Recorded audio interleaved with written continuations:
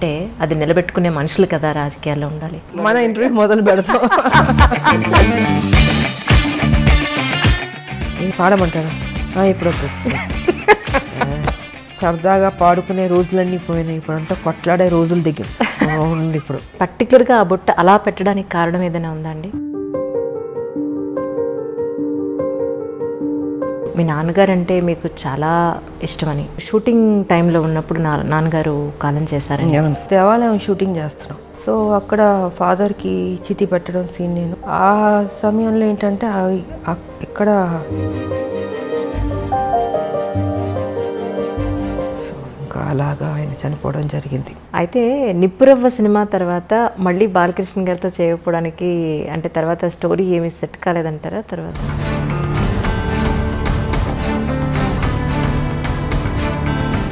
ఏం ఉండదు, ఉన్నంతసేపే నాది అది ఇది అనుకుంటాం. చనిపోయిన నెక్స్ట్ మూమెంట్ ఎప్పుడు బాడీ తీసేస్తారు అనుకుంటారు. ఒకటి తీసుకెళ్ళేది ఒక మంచి పేరు ఒకటే తీసుకెళ్తాం. ఎన్నాళ్ళ రాజకీయ జీవితం చూసిన తర్వాత ఇక్కడ మీరు నేర్చుకున్న లెసన్ అంటే ఏం చెప్తారు? పాలిటిక్సే ఉంటుంది. క్రిమినల్గా ఉండే పాలిటిక్స్ చేయక్కర్లేదమ్మా. ఇప్పుడు కేసీఆర్ బొర్ర అయితే మాకొద్దు, ఎవడో కోరుకోడు. సూర్యకాంతం గారి క్యారెక్టర్ చూసి అమ్మో సూర్యకాంతం గారు అని భయపడేవాళ్ళం. కానీ నిజంగా వాడు చాలా మంచివాడు తెలుసా మీకు? మీకు తెలుసుండి ఒక అమ్మాయికి ఎక్కడైనా అన్యాయం జరిగింది అని అంటే మాత్రం అది ఆ మధ్యన ఒక 3 months బేబీ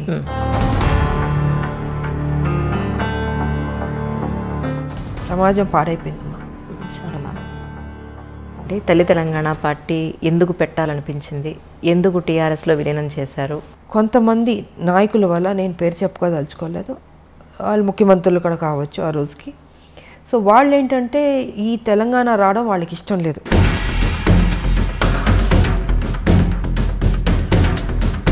అక్కడితో ఆపలే, దాన్ని బతికిద్దామని నేను తల్లి తెలంగాణ పార్టీ పెట్టాను. కేసీఆర్కి ఏంటి, ఆయనకి ఈవిడ స్ట్రాంగ్గా వెళ్తుంటే ఒక మహిళగా ఈవిడ రేపు బలపడిపోతే నేను వెనక్కి అయిపోతాను. ఆయన అప్కమింగ్ అప్పుడు ఎందుకు లాగేస్తే బెటర్ కదా. ఆయన ఆలోచనలన్నీ నెగిటివ్ ఆలోచన చేపించి కొన్ని కుట్రలు చేసి ఇంకా కాన్వర్ట్ స్టేజ్లో నేను విలీనం చేయాల్సి వచ్చింది. సార్ విలీనం చేశాను, పోనీ అక్కడైనా కరెక్ట్గా నన్ను ఉంచాడా, అక్కడ నన్ను కరెక్ట్గా ఉంచలేదని.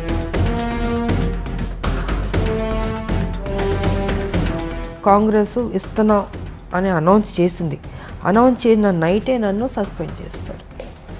ఇంకా హౌస్ స్టార్ట్ అయిపోయింది. స్పీకర్ ఆవిడ వచ్చారు, ముందుకు వెళ్ళాను, వెల్ దగ్గరకు వెళ్ళి బిల్లు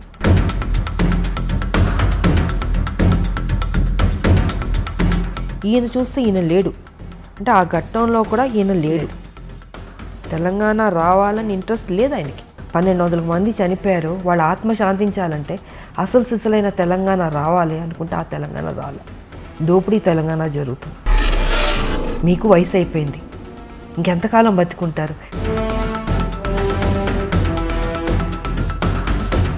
ఇంత డబ్బు తిన్నారు కదా, ఏం చేసుకుంటాడు ఆయన చెప్పండి. మీ ఫ్యూచర్లో ఎలాంటి ప్రాజెక్ట్స్ అయితే మీరు ఒప్పుకునే అవకాశం ఉంటుంది? ఫ్యూచర్లో అంటారా, నాకు ఒకే ఒకటి ఉంది. ఏదో రొటీన్ సినిమాలు కాకుండా ఒక యాక్షన్ సినిమా చేద్దాం అని ఉంది నాకు.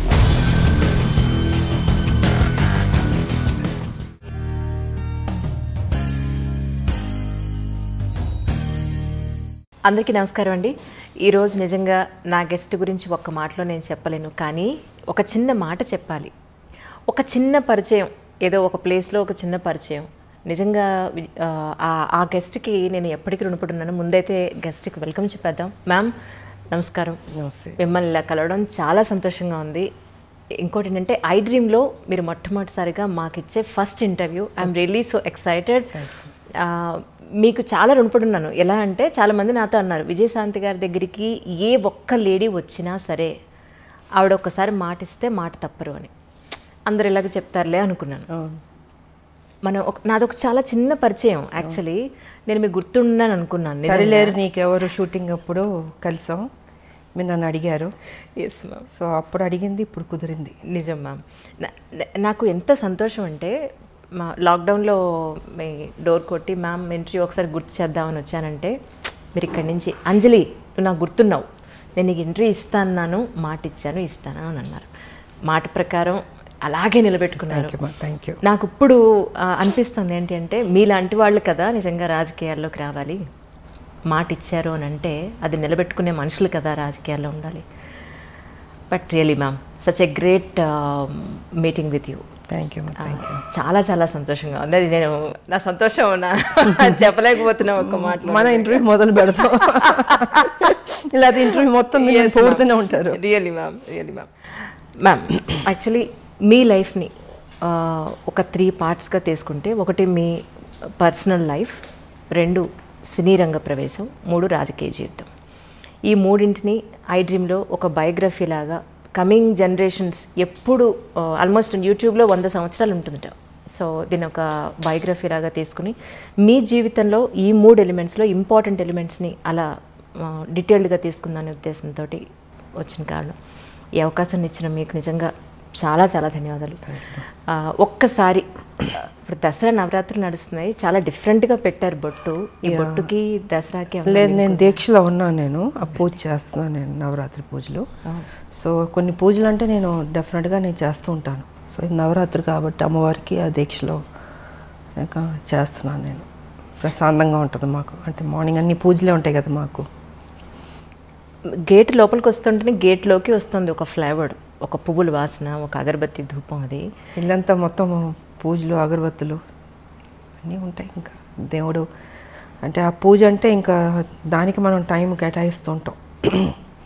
కాకపోతే రాజకీయం మాకు ఉంటుంది, తప్పదు. సో దేవుడికి ఇవ్వాల్సిన సమయం ఆ సమయం నేను ఇచ్చేస్తాను. మార్నింగ్ నేను ప్రశాంతంగా ఉంటుంది ముందు. ఈ అంటే పర్టికులర్గా ఆ బొట్ట అలా పెట్టడానికి కారణం ఏదైనా ఉందా అండి?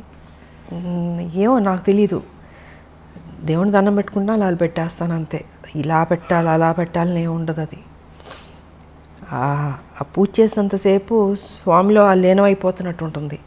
సో అది అయిన తర్వాత అమ్మవారి దీవెనతో బొట్టు అలా పెట్టేసుకుంటాను. మరి అది అంటే సుమంగళీళ్ళు ఎప్పుడు ఇలా పెట్టాలి ఒకటి ఉంటుంది లెక్క, ఇదేమో అమ్మవారిది.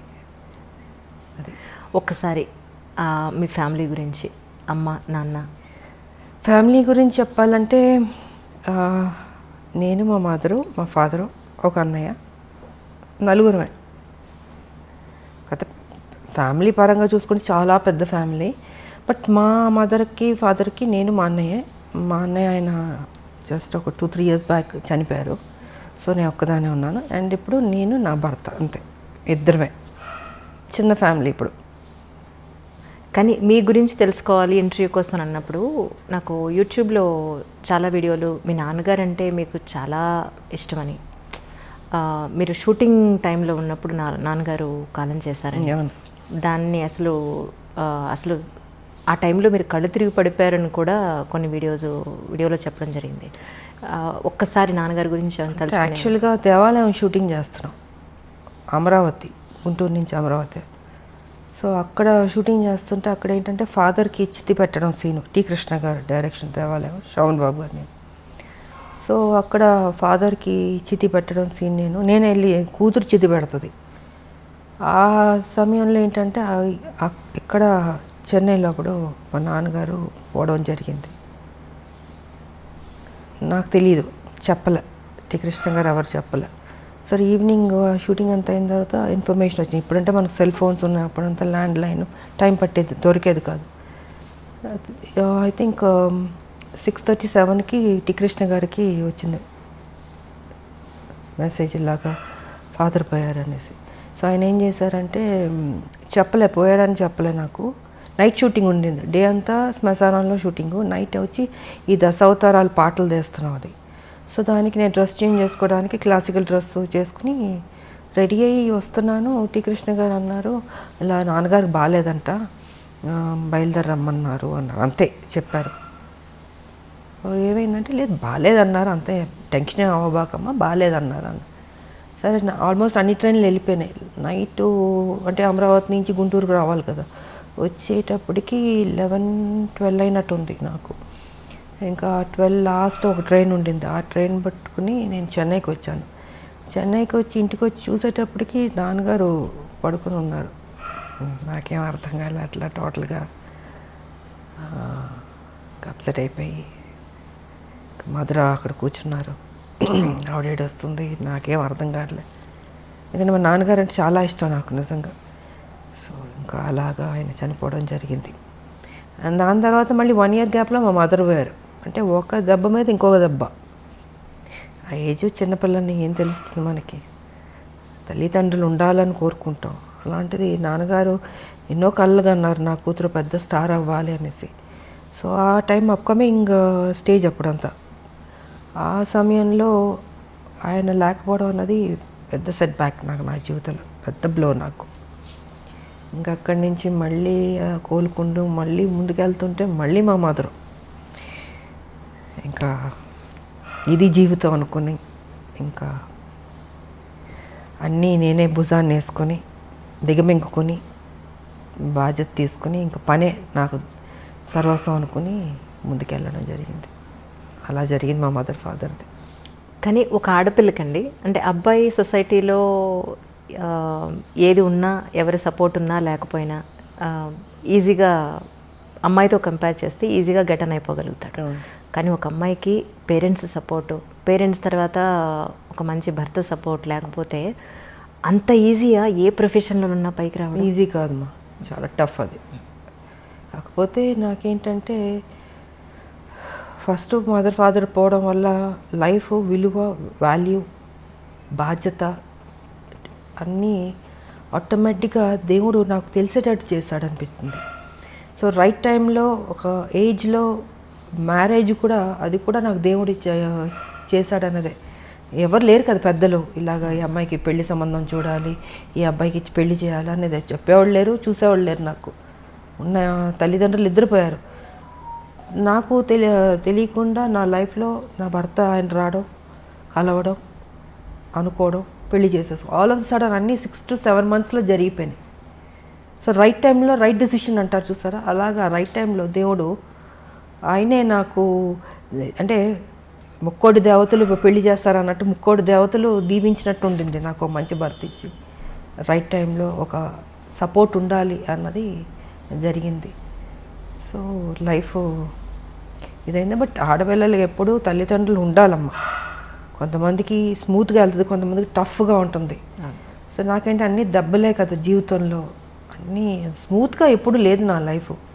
అన్నీ టఫ్గా దెబ్బలు తింటూ నేర్చుకుంటూ ముందుకు వెళుతూనే అనుకున్నది సాధించాను. కాకపోతే మా ఫాదర్ ఒక కోరిక నేను నెరవేర్చాను, పెద్ద స్టార్ అవ్వాలన్నది.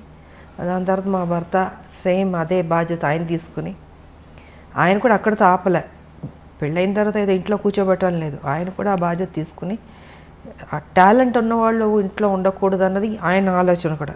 సో ఆయన కూడా దాన్ని అలా కంటిన్యూ చేసి మీకు కర్తవ్యం అన్నది ఆయన ప్రొడ్యూస్ చేసి, సో ఒక హీరో ఇమేజ్ తీసుకొచ్చింది మా భర్త. అంటే తను ఓన్లీ ఒక హౌస్ వైఫ్లో లేకపోతే ఈ గ్లామరో ఇలా కాదు, ఇంకేదైనా కొత్తగా చేద్దామని పోలీస్ ఆఫీసర్ది కర్తవ్యం అన్నది ఆయన ప్రొడ్యూస్ చేశారు. ఇంకా దాని తర్వాత లేడీ అమితాబ్, ఇవన్నీ వచ్చినాయి. అండ్ ఓసే రామలం అదే పెళ్లి చేసేసుకున్న తర్వాత ఇంట్లో కూర్చుని ఉంటే కర్తవ్యం ఉండేది కాదు, ఓసే రామలం ఉండేది కాదు, ఆ హీరో ఇమేజ్ వచ్చేది కాదు. సో క్రెడిట్ ఐ థింక్ మా హస్బెండ్కి ఇవ్వాలి నేను.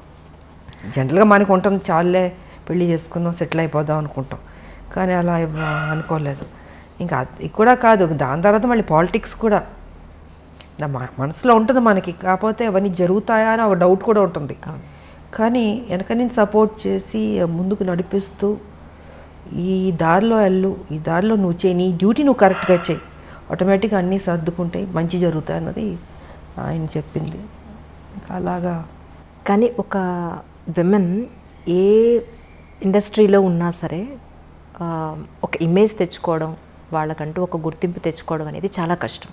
అందులో గ్లామర్ ఫీల్డ్లో, ఫిల్మ్ ఇండస్ట్రీలో ఒక హీరో ఇమేజ్ అనండి, అది కమర్షియల్గా అయినా సరే లేదంటే ఒక వాల్యుబుల్ పాయింట్లో అయినా సరే, మీరు ఒక హీరో ఇమేజ్ని అప్పట్లోనే హీరోలతో సమానంగా మీరు రెమ్యునరేషన్ పాయింట్ ఆఫ్ వ్యూలో కానీ మీ ఒక మాటకు విలువ కానీ అప్పుడు మీరు అంతా సంపాదించుకోవడం అనేది మామూలు విషయం కాదు యాజ్ ఎ విమెన్.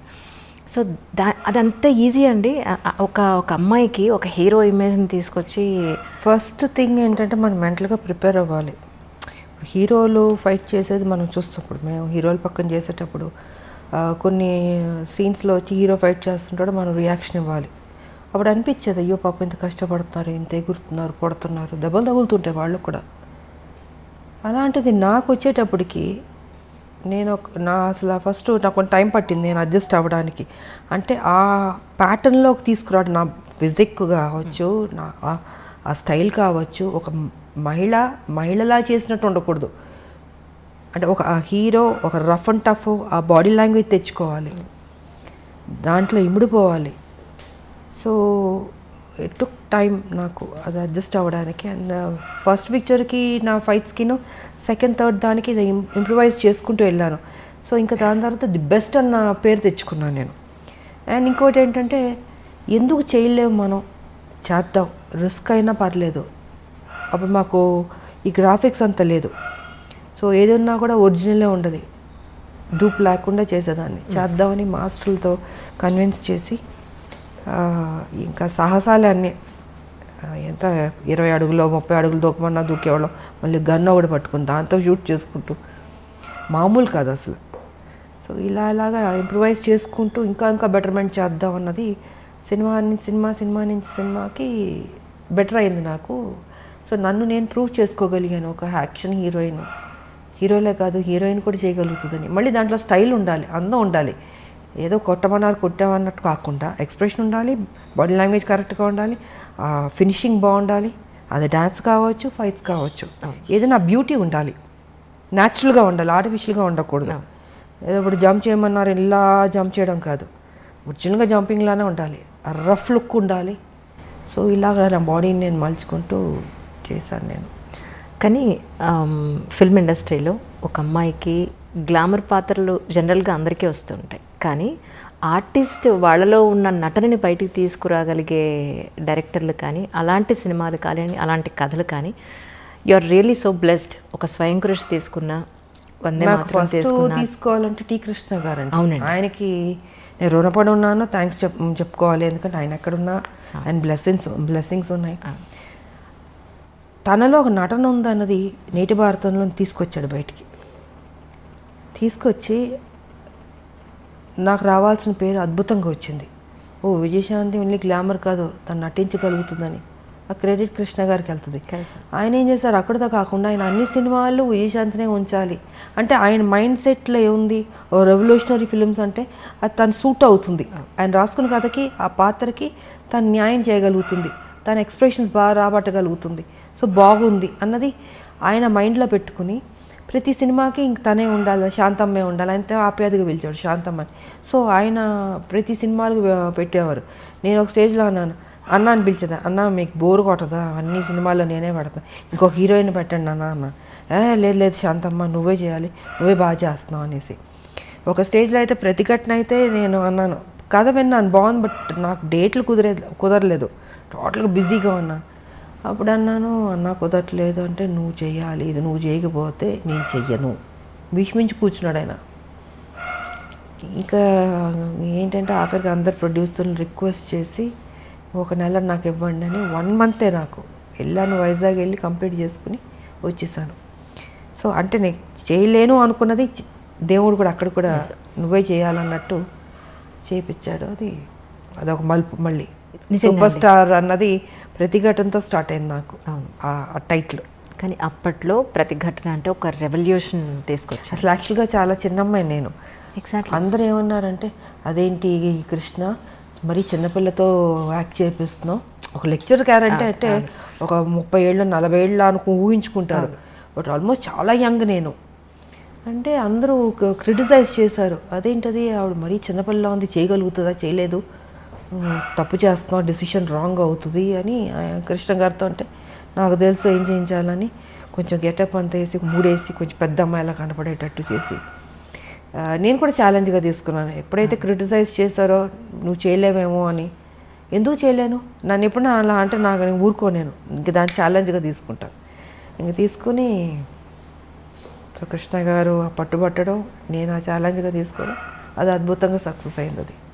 అది మలుపు తిరిగింది నా లైఫ్. దాంతో మీలో నటనని బయటికి తీసుకొచ్చింది ఒక మాస్. అందరూ గ్లామర్ని చూస్తే ఆయన మాత్రం మీలో ఉన్న అంతే. ఫస్ట్ కృష్ణ గారికి క్రెడిట్ వెళ్తుంది, దాని తర్వాత మిగతా వాళ్ళందరూ మంచి డైరెక్టర్లు గొప్ప డైరెక్టర్లు పనిచేస్తారు, బట్ డిఫరెంట్ క్యారెక్టర్స్. బట్ ఆ అమ్మాయిలో ఆ టాలెంట్ ఉన్నదని తీయాలి కదా ఎవరో ఒకళ్ళు, అది టీ కృష్ణ గారు. అవును. కానీ ఒక ఆర్టిస్ట్కి తన జీవితం మొత్తం మీద చూసుకుంటే మహా అయితే ఒక 2, 3 దొరుకుతాయేమో అలాంటి రేర్ మన కదా. కానీ మీ విషయంలో ఒక పెద్ద లిస్టే ఉందండి. నిజంగా నేను ప్రిపేర్ చేసుకున్నాను, చదవండి లిస్ట్. అసలు మామూలు కాదు. మీరు టీ కృష్ణ గారితో చేసిన సినిమాల దగ్గర నుంచి టీ కృష్ణ గారితో దగ్గర మీరు 6 సినిమాలు కంటిన్యూస్గా చేశారు. అన్నింటికన్నా మించి అసలు మీరు చేసిన సినిమాలు అన్నింటిలో అద్భుతమైన ఆర్టిస్ట్ని బయట తీసుకొచ్చిన సినిమాలంటే 10ల సంఖ్యలో ఉన్నాయి. ఎవరికన్నా 3, 4 చెప్పుకోవడానికి ఉంటాయి అసలు. అలాంటిది యూఆర్ రియల్లీ బ్లెస్డ్ అండి నిజంగా. అది మా అందరూ దేవుడు ఎందుకో నా మీద కొంచెం ప్రేమ ఎక్కువైనట్టుంది, అందుకే అంత మంచి చేశాడు నాకు. మనసు మంచిది కాబట్టి మంచిగా జరుగుతుంది. నిజంగా నేను ఎప్పుడు ఎవరి గురించి చెడుగానో నాకు అనవసరం. నా పని, నా డ్యూటీ, నా ఇల్లు, అంతే. ఇదే నా ప్రపంచం అనుకున్నాను నేను. కానీ అదే ఒక అమ్మాయికి ఎక్కడన్నా మీకు తెలుసుండి ఒక అమ్మాయికి ఎక్కడన్నా అన్యాయం జరిగింది అని అంటే మాత్రం నిజంగా రాములం బయటకు వస్తుంది అనేది మొన్న అమ్మాయి విషయంలో చిన్నపిల్ల. అది మహిళలకి ఎప్పుడు న్యాయం జరగాలనేది మాత్రం నేను ఫస్ట్ నుంచి పోరాడుతూనే ఉన్నాను. నా వాయిస్ రేస్ చేశాను నేను. బాధగా ఉంటుంది, ఎందుకంటే ఒక మహిళగా నాకు తెలుసు ఆ కష్టాలు, ఎంత కష్టపడితే కానీ పొజిషన్కి రారు, ఎంత స్ట్రగుల్ అవ్వాల్సి వస్తుంది. ప్రతి చోట అడ్డంకి ఉంటుంది. అంటే మన ప్రొఫెషన్లో ఏ ప్రొఫెషన్ ఎన్నుకున్నా దాంట్లో అచీవ్ చేయడానికి అడ్డుపొల్లలు వేస్తూ ఉంటారు, వెనక్కి లాగుతుంటారు. సో ఆ పెయిన్ కానీ నాకు తెలుసు. అది కాక మొన్న జరిగిన ఇన్సిడెంట్ అయితే అది మరీ దారుణం అమ్మ. నాకు నిజంగా అది ఆ మధ్యన ఒక 3 months బేబీ, మళ్ళీ అది రిపీట్ చేయాలంటే మళ్ళీ నా మూడ్ పాడైపోద్ది. అది అంటే ఎలాంటి ప్రపంచం ఎలాగైపోతుంది, బాగుపడద్దు అనుకుంటే ఇంకా వర్స్ట్ అవుతుంది ఏంటి అన్నది నిజంగా బాధగా ఉంది. అది తెలియదు మరి మారాలమ్మా. అదే మొన్న చాలా రోజుల తర్వాత మీరు ఆ ఇష్యూ గురించి ఆ శవం అతనిది కాదు, మీరు అసలు ఏం చేశారో చెప్పండి అని డిపార్ట్మెంట్ వాళ్ళు. బికాస్ ఫస్ట్ లేదంటారు, కాస్త ఉందంటారు. అంటే ఒక వ్యక్తిని పట్టుకోవడానికి ఎందుకు ఇంత గేమ్ అనేది నేను చెప్పదలుచుకుంది ఆ రోజు. అండ్ నిజంగా నడి రోడ్డు మీద చంపాలి వాడిని, అంత కోపం వచ్చింది నాకు. సరే ఇంకా వీళ్ళు చేసే పోలీసులు చేసే గేమ్ అన్నీ చేస్తుంటారు, ఎన్కౌంటర్లు చేస్తారు, ఇవన్నీ చేస్తారు. బట్ ఏదైనా అది కరెక్ట్ కాదమ్మా. అది వాళ్ళకి ఎలా వస్తుంది ఈ ఆలోచన తెలియట్లేదు నాకు. పాప ఆ తల్లిదండ్రులు నిజంగా ఆ తల్లి నేను ఓదార్చలేకపోయినా, ఆవిడ కంటిన్యూస్ ఏడుస్తూనే ఉంది. ఆ పెయిన్ ఎంత ఉంటుందమ్మా నిజంగా, చాలా బాధ వేసింది నాకు. అండ్ నాకు వచ్చిన కోపాన్ని వాడిని అక్కడే పట్టుకుని కొడదామా చంపుదామా అని అంత కోపం వచ్చింది నాకు నిజంగా. అసలు ఆ చంటి బిడ్డ ఎంత ముద్దుగా ఉంది ఆ పాప. నిజమా, వాడికి ఒక బిడ్డ ఉన్నట్టుంది. ఐ డోంట్ నో మరి ఇలా మైండ్లో ఏమైనా దెయ్యం దూరుతుందా, రాక్షసులా అని కూర్చుంటారో తెలియదు మరి. సమాజం పాడైపోయిందమ్మా చాలా మ్యామ్. నిజం. మెయిన్ ఈ డ్రగ్స్ వల్ల వాళ్ళు ఏం చేస్తున్నారో వాళ్ళకి తెలియకపోవడం వల్ల గవర్నమెంట్ ప్రతి స్టేట్లో గవర్నమెంట్ చాలా సీరియస్గా తీసుకోవాలి ఈ విషయం మాత్రం. అంటే ఆ మత్తులో తేడా తెలియట్లేదు వాళ్ళకు కూడా. తల్లి చెల్లి బిడ్డ అన్న తేడా కూడా లేకుండా మృగంలాగా తయారైపోయారు. సో డ్రగ్స్ అనేది కంట్రోల్ చేయాలి, లేకపోతే టోటల్గా చట్టాలు ఇంకా స్ట్రాంగ్ చేయాల్సిందే. నాన్నగారు కాలం చేసిన తర్వాత మళ్ళీ టీ కృష్ణ గారు కాలం చేసినప్పుడు మీరు అంతగా కదిలిపోయారని చెప్పాను విన్నాను. అసలు అంటే ఆయన సినిమాల ద్వారా మీలో ఉన్న నటీమణిని బయటకు తీసుకురావడం ఒకటే కాకుండా ఆయనతో ఉన్నంత బాండింగ్ అంటే ఏం చెప్తారు మరి? ఒక అన్న చెల్లెల్ని ఎంత అపురూపంగా చూసుకుంటారో అలాగా ఆయన కానీ వదిన ఆవిడ కానీ ఎంతో ఆప్యాయతగా. అప్పుడు గోపీచంద్ అంతా చిన్నపిల్లలు, ఇంకొక పెద్ద బాబు ఉండేవాడు, అబ్బాయి కూడా చనిపోయాడు, పాప ఒకటి ఉంది. సో అందరూ ఒక ఫ్యామిలీలా ఉండేవాళ్ళు నిజంగా, అంత అన్యోన్యంగా. ఆయన ప్రతిదీ కేర్ తీసుకుని శాంతమ్మ ఇది చేయాలి అనేసి. అలాగన్నా ఓసారి పొరపాటు అయ్యేది, అంటే యాక్టింగ్ ఈ సీన్ సరిగా రాకపోతే ఊరుకునేవాడు కాదు, ఆయన తిట్టేవాడు. ఆయన ఈ రేపటి పౌరుల షూటింగ్లో అయితే పెద్ద సీను, కోర్టుని గుడి బయట పెట్టి లెంతీ డైలాగ్ పెట్టి చేయాలి. ఆయన అప్పటికి క్యాన్సర్తో బాధపడుతూ బెడ్ మీద పడుకొని డైరెక్షన్ చేస్తున్నారు. సో ఆ సీన్ ఏంటంటే గంటలు గంటలని చేతులు చేయాలి. నేను ఒక ప్యాటర్న్లో చేసుకుంటూ వస్తే కట్ చేసి చేతులు ఇలాగ చేయాలి కదా, ఎందుకు ఇలా ముడుచుకుని చెప్తావు డైలాగు డామ్ డూమ్ అని తిట్టేశాడు ఆయన. నాకు అర్థం కాలే, ఎప్పుడు నేను చూడలేదు ఆయన్ని అంత ఎమోషన్ అయ్యి కోపం రావడం అన్నది. ఒక నిమిషం కూర్చుని పోయాను, నేను ఎక్కడ పొరపాటు చేస్తున్నాను అనుకుని చూసుకుని నాకు కొంచెం టైం అన్నాను. వెళ్ళి 5 minutes కూర్చుని ప్రిపేర్ అయ్యాను, వచ్చాను, సింగిల్ టేక్లో ఓకే చేస్తాను. అంటే ఎక్కడో పొరపాటు జరగచ్చు, అంటే ఆయన మైండ్లో ఇలాగ ఈ క్యారెక్టర్ ఇలా చేయాలి, వైల్డ్గా చేతులని చూపించి అది ఇది ఇలా చేయాలని అని ఉంది. నేను ఒక ప్యాటర్న్లో డైలాగ్ చెప్పుకుంటూ మామూలుగా చేసుకుంటూ వెళ్ళినా, అది కాదు, నాకు అది కావాలి. సీరియస్గా అరిచేసాడు మొత్తం క్రౌడ్, అందరూ జనాలు ఏనాలు. నాకు కొంచెం అప్సెట్ అయ్యాను నేను, ఇదేంట్రా ఇది ఫస్ట్ టైం, బట్ తెలుసు ఆయన హెల్త్ బాగాలేదని తెలుసు. సరే నాకు 5 minutes అని వెళ్ళి కూర్చుని మళ్ళీ నేను ఏ రకంగా చేస్తే బెటర్ అని రివైజ్ చేసుకుని వెళ్ళి చేశాను. I was happy. సో ఇలా ఉండేదమ్మా ఆయనది. అండ్ ఇంకోటి ఏంటంటే ఆయన చనిపోయినప్పుడు నేను ఊటీలో ఉన్నాను. సో ఊటీలో నాకు తెలిసింది వై హరికృష్ణ గారు ఉన్నారు అప్పుడు, కళ్యాణ తాంబూలం షూటింగ్ శోభన్ బాబు గారు నాది జరుగుతుంది. అంటే అప్పుడు తెలిసేటప్పటికి డెఫినెట్గా ఆయన నాకు ఒక గురువు, నాకు ఒక అన్న, అంత కేర్ తీసుకున్న లైఫ్ ఇచ్చిన ఒక గొప్ప వ్యక్తి. ఆయన చనిపోతే మనం ఎలా వదిలేస్తామని అక్కడి నుంచి ఊటీ నుంచి ట్రైన్ పట్టుకుని మొత్తం 2 ట్రైన్లు మారి వెళ్ళాను. నేను వెళ్ళి శ్మశానానికి వెళ్ళేటప్పటికి ఆల్మోస్ట్ అన్నీ అయిపోయినాయి. నేను రీచ్ అయ్యేటప్పటికి వదునున్నారు ఆవిడ అక్కడ. ఇంకా అప్సెట్ అయిపోయాను నేను, అంత గౌరవం నాకు ఆయన అంటే. కానీ రాజకీయాల్లోకి రావాలి అనేది మీ సొంత నిర్ణయమేనండి? రాజకీయాల్లో రావాలన్నది అయితే తెలంగాణ ఇష్యూ అన్నది మైండ్లో ఉంది. బికాజ్ ఈ రజాకార్లు, నిజాం పరిపాలన, మా తాతగారి ఫ్యామిలీ, మా పెద్ద ఫ్యామిలీ ఎలా డిస్టర్బ్ అయింది, ఎలాగా అంటే ఒక చంపడానికి వస్తున్న వాళ్ళు అరిచేతిలో పట్టుకుని చిన్నపిల్లలు. మా మదర్, ఇంకా నేను ఇప్పుడు లేదు, విజయశాంత మనిషే లేదు ఇప్పుడు, ఇంకా మా మదర్కి మ్యారేజ్ అవ్వలే, ఆవిడ యంగ్, ఆవిడ పెద్ద ఫ్యామిలీ. సో అక్కడి నుంచి చంపడానికి వస్తున్నారనేప్పుడు మా తాత ఏం చేశారు, ఆస్తి మొత్తం ఏటూరు నగరం మొత్తం వదిలి చెన్నైకి వెళ్ళిపోయారు. ఏం చేస్తారు, ఇంకా నా కుటుంబాన్ని బతికించుకోవాలని దీంతో అందరిని తీసుకుని చెన్నైకి వెళ్ళిపోయి ఇంకా అక్కడ ఉండి, దాని తర్వాత అందరు పెద్దోళ్ళు అయ్యి ఒక కథ. ఇంకా మా పిన్ని ఆవిడ ఈ సినిమాలు, దాని తర్వాత మా మ్యారేజ్, మా మదర్కి మ్యారేజ్ అవ్వడం. ఆ తర్వాత విజయశాంతి పాత్ర ఎప్పుడో వచ్చింది, ఒక అమ్మాయి పుట్టి. అప్పుడు హైదరాబాద్లో ఉండేవారు మా మదర్ ఫాదరు, డాడీ ఇక్కడ జాబ్ చేస్తూ ఉండేవారు. సో మా మదర్ ఇక్కడ కన్సీవ్ అయింది ఆవిడ, అండ్ డెలివరీకి చెన్నైకి వెళ్ళింది అప్పుడు.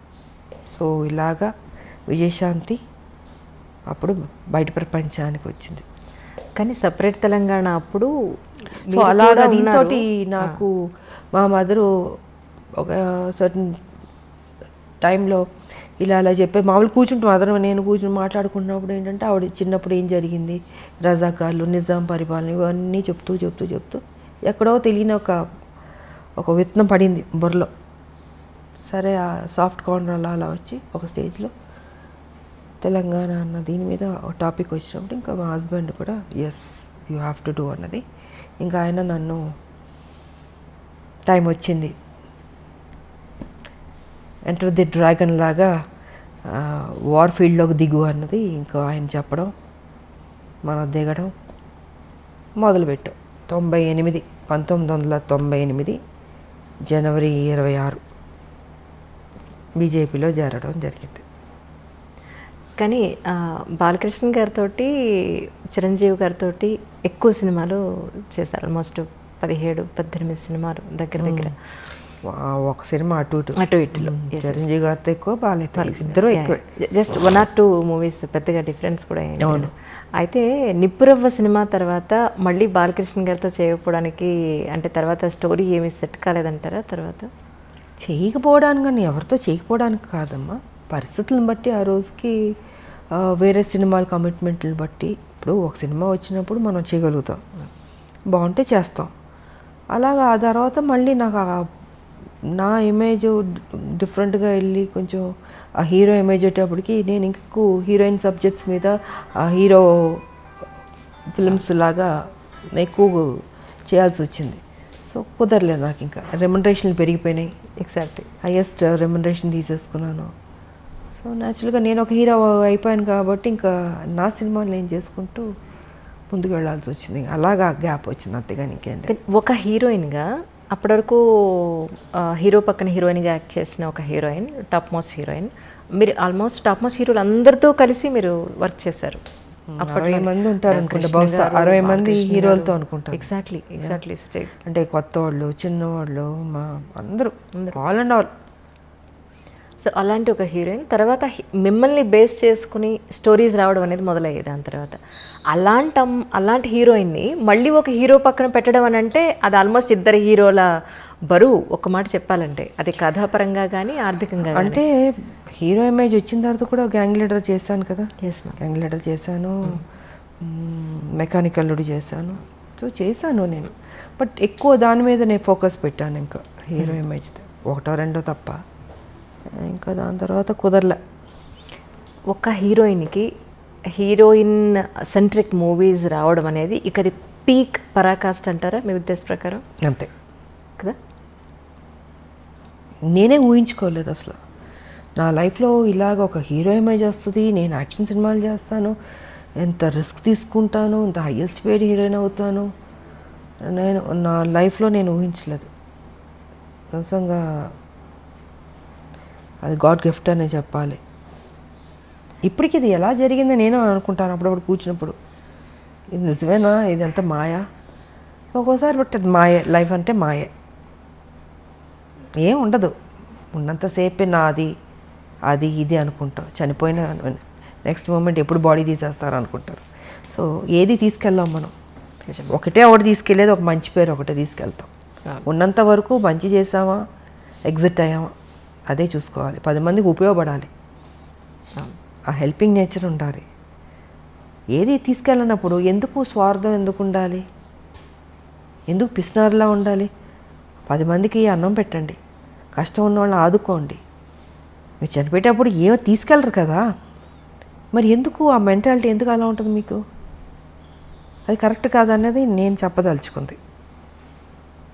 10 మందికి ఉపయోగపడి 10 మందికి కష్టంలో ఆదుకున్నా అనుకో, మనం చనిపోయిన తర్వాత అయ్యో మంచోళ్ళ ఆవిడ, మంచిది, మంచి చేసింది, అదొక్కటే తీసుకెళ్తాం. నిజం. మనకు కూడా తృప్తి ఉంటుంది జీవితంలో. బతుకున్నంత వరకు మంచి చేసాము, దేవుడా నాకు ఇంత చేస్తావు, నేనేం చేశాను, సమాజానికి ఏం చేశాను అన్నది ఉంటుంది కదండి.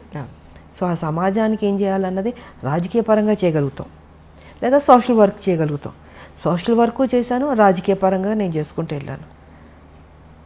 బట్ దాని పెద్ద ఆర్భాటంగా పబ్లిసిటీలు చేసుకుని నాకు నచ్చదు. మొన్న కూడా మీ పుట్టినరోజు నాడు ఎంతమంది వచ్చారు మ్యామ్ ఆ రోజు? నేను చెప్పాను, నేను చూపించుకోను. అవును, నాకెందుకు నాకు అది పబ్లిసిటీ చేస్తుంటే నువ్వు నిజంగా సేవ చేసినలాగా ఉంటుంది, స్వార్థం కోసం అన్నట్టు ఉంటుంది. సో అందుకే వదిలేయండి, నాకు తోచింది నేను చేసుకుంటూ వెళ్ళిపోతుంటాను అనేది నా ఆలోచన విధానం. తల్లి తెలంగాణ పార్టీ కింద మీరు చాలా వైద్య సేవలు కూడా అందించారు అప్పట్లో. సో దాని గురించి కూడా ఎక్కడ మీరు ఎప్పుడూ చెప్పుకోలేదు. అదే నేను చెప్పనమ్మా, చదివించే వాళ్ళని చదివిస్తాం, ఇంకా ఆర్థిక పరంగా అందిస్తాం, ఇవి చాలా రకరకాలు ఉంటాయి, మళ్ళీ చెప్పుకోవడం ఎందుకు, వేస్ట్. సో నాకు తృప్తి, నా జీవితంలో ఇది ఒక మంచి చేస్తాను, ఒక చిన్న సాటిస్ఫాక్షన్. నాకు ఎవరికైనా ఏదైనా చేస్తే ఎందుకో తెలియదు, ఒక ఆనందం వస్తుంది. నాకు చేసుకోవడం కన్నా ఎదుటోళ్ళు చేస్తే బాగా సంతోషపడతాను నేను. సో నా లైఫ్ పద్ధతి అది. అంటే చాలామంది విమర్శకులు అనండి, లేదా మీ గురించి తెలుసుకోవాలనుకునేవాళ్ళనండి, తల్లి తెలంగాణ పార్టీ ఎందుకు పెట్టాలనిపించింది, ఎందుకు టీఆర్ఎస్లో విలీనం చేశారు అని అంటే ఎందుకు పెట్టాలంటే ఆ రోజుకున్న పరిస్థితి ఏంటంటే, ఒక మహిళగా ఇది నా బరువు, నా భుజాన్ని వేసుకున్నాను. నా మెంటాలిటీ ఏంటంటమ్మా, ఒక ఇష్యూ నేను టేకప్ చేస్తే అది అచీవ్ చేసి దాంట్లో సక్సెస్ చూసే వరకు నేను నిద్రపోను. దానివల్ల నేను ఎంత కోల్పోతున్నానో సిద్ధపడతాను. ఆర్థిక పరంగా కావచ్చు, లేకపోతే నా కెరియర్ పరంగా కావచ్చు, ఏది కోల్పోయినా పర్లేదు, కానీ నేను అనుకున్నది సాధించాలి అన్న ఒక లక్ష్యంతో నేను తెలంగాణ ఇష్యూని టేకప్ చేశాను. సో 98 నేను బీజేపీతో నేను బీజేపీలో నేను జాయిన్ అయినప్పుడు తెలంగాణ కోసమే వచ్చాను. ఆ రోజు కూడా నాకు ఆఫర్స్ కానీ కంటెస్ట్ చేయమన్నా కానీ, లేకపోతే ఆ రోజు అధికారంలోకి వచ్చింది బీజేపీ, నేను మంత్రిని అయి ఉండేదాన్ని.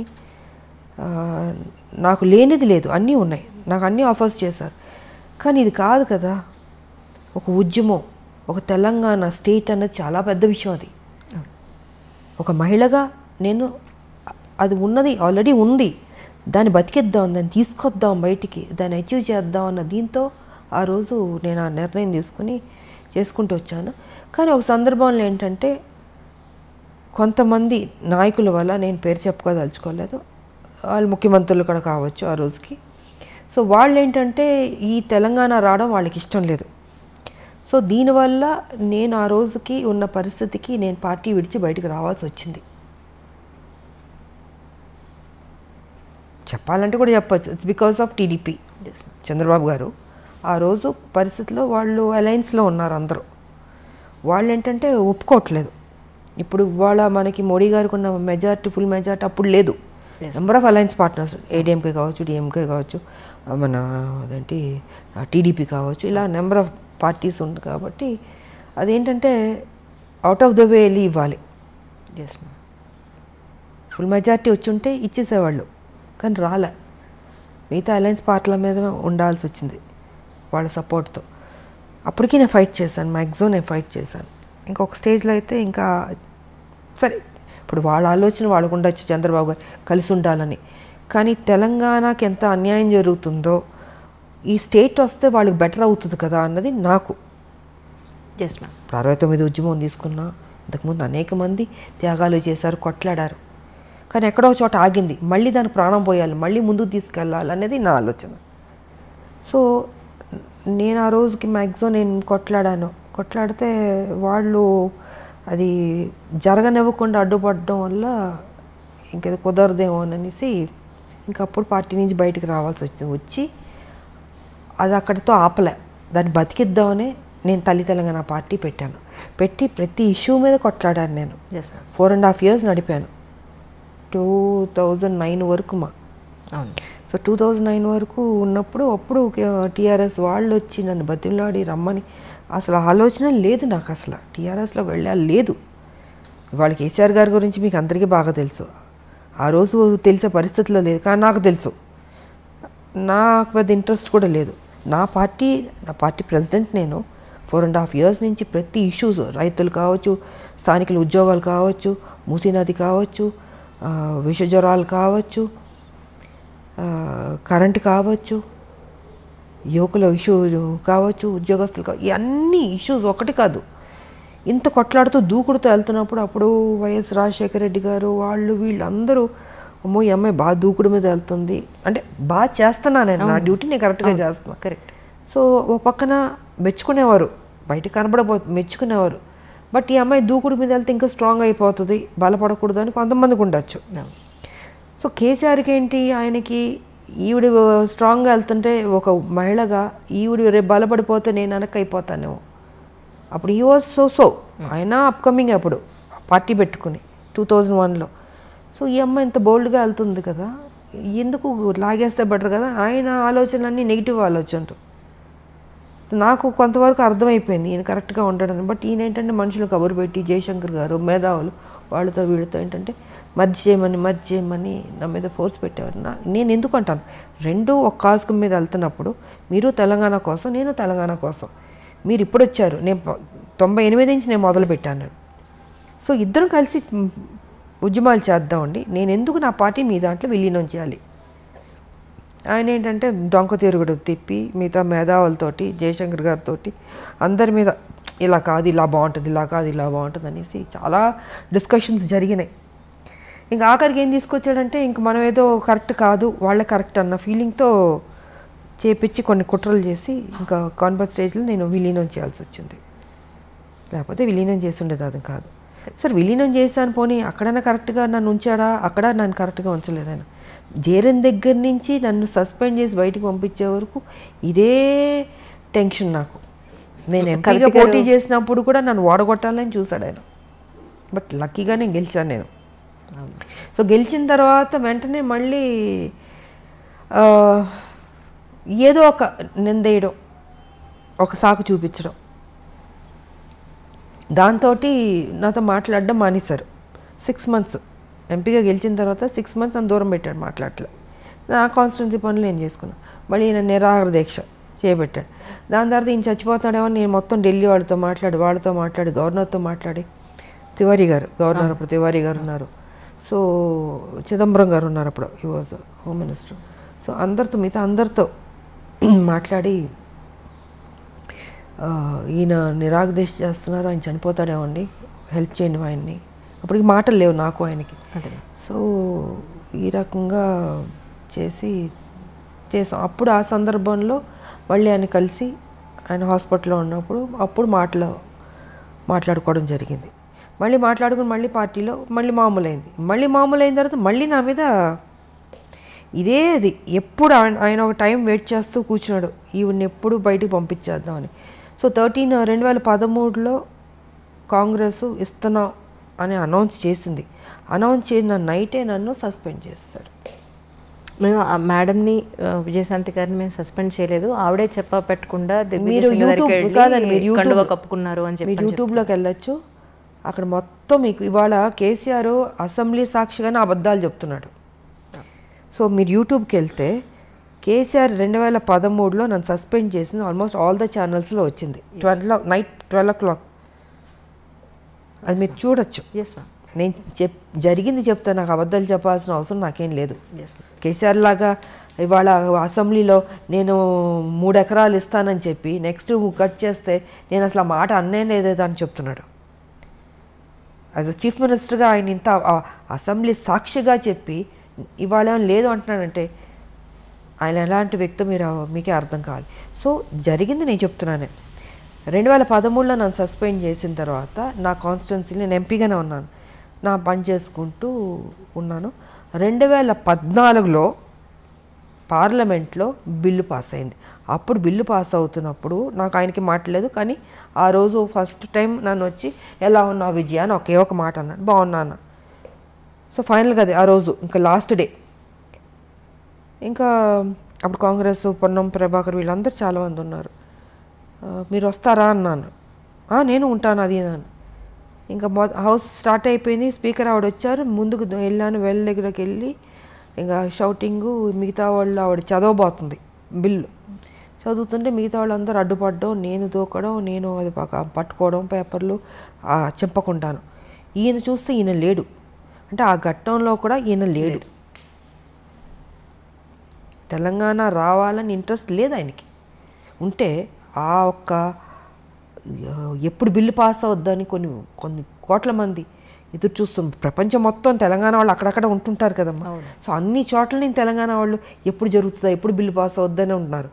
అలాంటి సమయంలో ఈయన అక్కడ కదా ఉండాలి, అక్కడ లేకుండాను బయటికి వెళ్ళిపోయాడు. సో ఆ లాస్ట్ మూమెంట్ వరకు కూడా నా డ్యూటీ నేను సిన్సియర్గా చేసి బిల్లు పాస్ అయింది. చాలా హ్యాపీ ఫీల్ అయ్యాను నేను. అవును మ్యామ్, ఆ టైంలో you're also one of the ఒక్కదాన్నే నేను ఉన్నది ఇద్దరు ఎంపీలు ఒక ఆయన లేడు, వచ్చాడు వెళ్ళిపోయాడు. సో చివరి వరకు బిల్లు పాస్ అయ్యే వరకు నేను ఉన్నాను. ఆ రోజు బిల్లు పాస్ అయింది, నేను అనుకున్నది సాధించాను. అంటే ఇంత ట్రావెలింగ్ పట్టింది నాకు. బీజేపీ నుంచి, నా తల్లి తెలంగాణ నుంచి, టీఆర్ఎస్ దగ్గర నుంచి, కాంగ్రెస్ దగ్గర ఇంత ట్రావెలింగ్. ఈ ట్రావెలింగ్లో ఎక్కడ నా స్వార్థం చూసుకోలేదు. విజయశాంతి ఒక పెద్ద స్టారు, తెలంగాణ కోసం కొట్లాడుతుంది. ఆవిడ అడిగితే ఏదో ఇవ్వడానికి అన్ని పార్టీలు రెడీ. ఆయన మిగతా పార్టీలు అందరూ నాకు ఏం కావాలో తీసుకోండి, మా పార్టీలోకి రండి అన్నీ అడిగారు. కానీ ఎప్పుడూ పదవులకి కానీ దేనికి నేను లొంగలే. నేను దేనికి వచ్చాను? తెలంగాణ కోసం.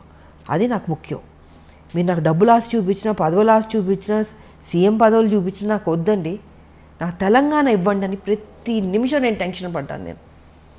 సో ఇలా జరిగింది నా కెరియర్, పొలిటికల్ కెరియర్ ఇలా ఇంత స్ట్రగుల్తో కూడి. బట్ ఫైనల్గా నేను అనుకున్నది అచీవ్ చేశాను. అది నాకు ఎప్పుడైతే మీ తాతగారు అప్పటి రోజుల నుంచి ప్రాణం చేతపట్టుకుని మీరు అక్కడికి వెళ్ళారు, అవును, మళ్ళీ ఇన్నాళ్ల తర్వాత మీ కళ నెరవేరింది అనుకోవచ్చు. అదే రాస్తుంటుంది ప్రతి బియ్యం మీద పేరు రాసినట్టు నాకు రాసింది తెలంగాణ నువ్వు కొట్లాడాలి, పార్లమెంట్లో నీ చేతుల మీదుగా రావాలి అన్నది రాసినట్టుంది. అది జరిగింది. మరి ఇంతకుముందు ఇంతమంది ఎంపీలు గెలిచారు, ఎప్పుడు రాలేదు. ఫైనల్ ఇద్దరిలో ఒకళ్ళు. నా డ్యూటీ నేను సక్రమంగా చేశాను. సార్ విమర్శించే వాళ్ళు విమర్శిస్తారు, విమర్శించేటట్టు చేస్తారు కేసీఆర్. దీన్ని నేను పెద్ద పట్టించుకోవాల్సిన అవసరం లేదు.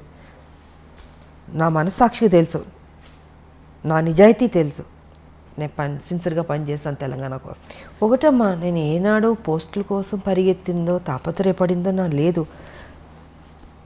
నా ప్రజలకు మేలు జరిగితే చాలు. నన్ను ఏం చేయమంటారు చెప్పండి, నేను చేస్తాను. నా జీవితం అన్యాయం అయిపోయినా పర్లేదు, కానీ నా ప్రజలు 4 కోట్ల ప్రజలు, వాళ్ళకి మేలు జరిగితే చాలు అన్నదే తప్ప ఇంతకాలం ఎన్ని నాకు రెడ్ కార్పెట్లు వేశారమ్మా. మీకు ఏం కావాలో చెప్పండి, మీరు మా పార్టీలో రండి, ఇది ఇస్తా అది ఇస్తా. నమస్కారం కూడా పెట్టాను. నా తెలంగాణ ఇవ్వండి చాలు, ఇంకా అంతకంటే మిమ్మల్ని నేనేం కోరుకోను. నేను నాకు పెద్ద ఆశ లేదమ్మా. డబ్బు అన్నీ చూశాను కదా, ఇంకేముంటుంది. మీరు చెప్పినట్టు నాకేమీ లేదు. నా పిల్లలు కూడా వద్దు అనుకున్నా, అన్నీ వద్దు. తెలంగాణ వస్తే చాలు, 4 కోట్ల మంది బతుకుతే చాలు. సో అలా ఉండింది. అండ్ ఇప్పుడు పార్టీ ఏ బాధ్యత ఇచ్చినా అది నా బాధ్యతగా అనుకుంటాను, నా డ్యూటీగా చేస్తాను నేను. అయ్యో అది పెద్ద పోస్టు, ఇది పోస్టు, నాకు ఏమీ లేదు. ఎంత పెద్దది, ఎందుకంటే ఇంకా పెద్దది, హిమాలయ అంత పెద్దది ఇచ్చినా కూడా ఇదే విజయశాంతి, అదే బాధ్యత, అదే సేవ ప్రజలకి. ఎందుకు పిల్లలు లేరు, ఇంక దేనికి నేనేం చేసుకోవాలి? నేను మా హస్బెండ్ ఇద్దరమే తెలంగాణ కోసం అన్నీ పక్కన పెట్టేశాను. సో ప్రజలకు బాగా జరిగింది అనుకో. నా బాధ ఇవాళ ఏంటంటే, ఇంత కష్టపడి తెలంగాణ సాధించాం, 1200 మంది చనిపోయారు, వాళ్ళ ఆత్మ శాంతించాలంటే అసలు సిసలైన తెలంగాణ రావాలి అనుకుంటే ఆ తెలంగాణ రాలే. దోపిడీ తెలంగాణ జరుగుతుంది. ఇది నాకు బాధగా ఉంది. దీని మీద నేను ఫైట్ చేస్తున్నాను. నేను కేసీఆర్ గారు కూడా ఒక్కసారి మేము గుండె మీద చేపెట్టుకుని ఆలోచించండి, మీరు చేస్తుంది రైటా రాంగా అని. మీకు వయసు అయిపోయింది, ఇంకెంతకాలం బతుకుంటారు? కనీసం మీరు వెళ్ళే లోపల మంచి చేసి వెళ్ళాలన్న ఆలోచన మీకు తట్టట్లేదు కేసీఆర్ గారు. మనం ఎన్ని మాటలు మాట్లాడుకున్నాం తెలంగాణ, ఎన్ని విషయాలు మనం డిస్కస్ చేస్తాం తెలంగాణ. ఇవాళ ఏమైపోయింది?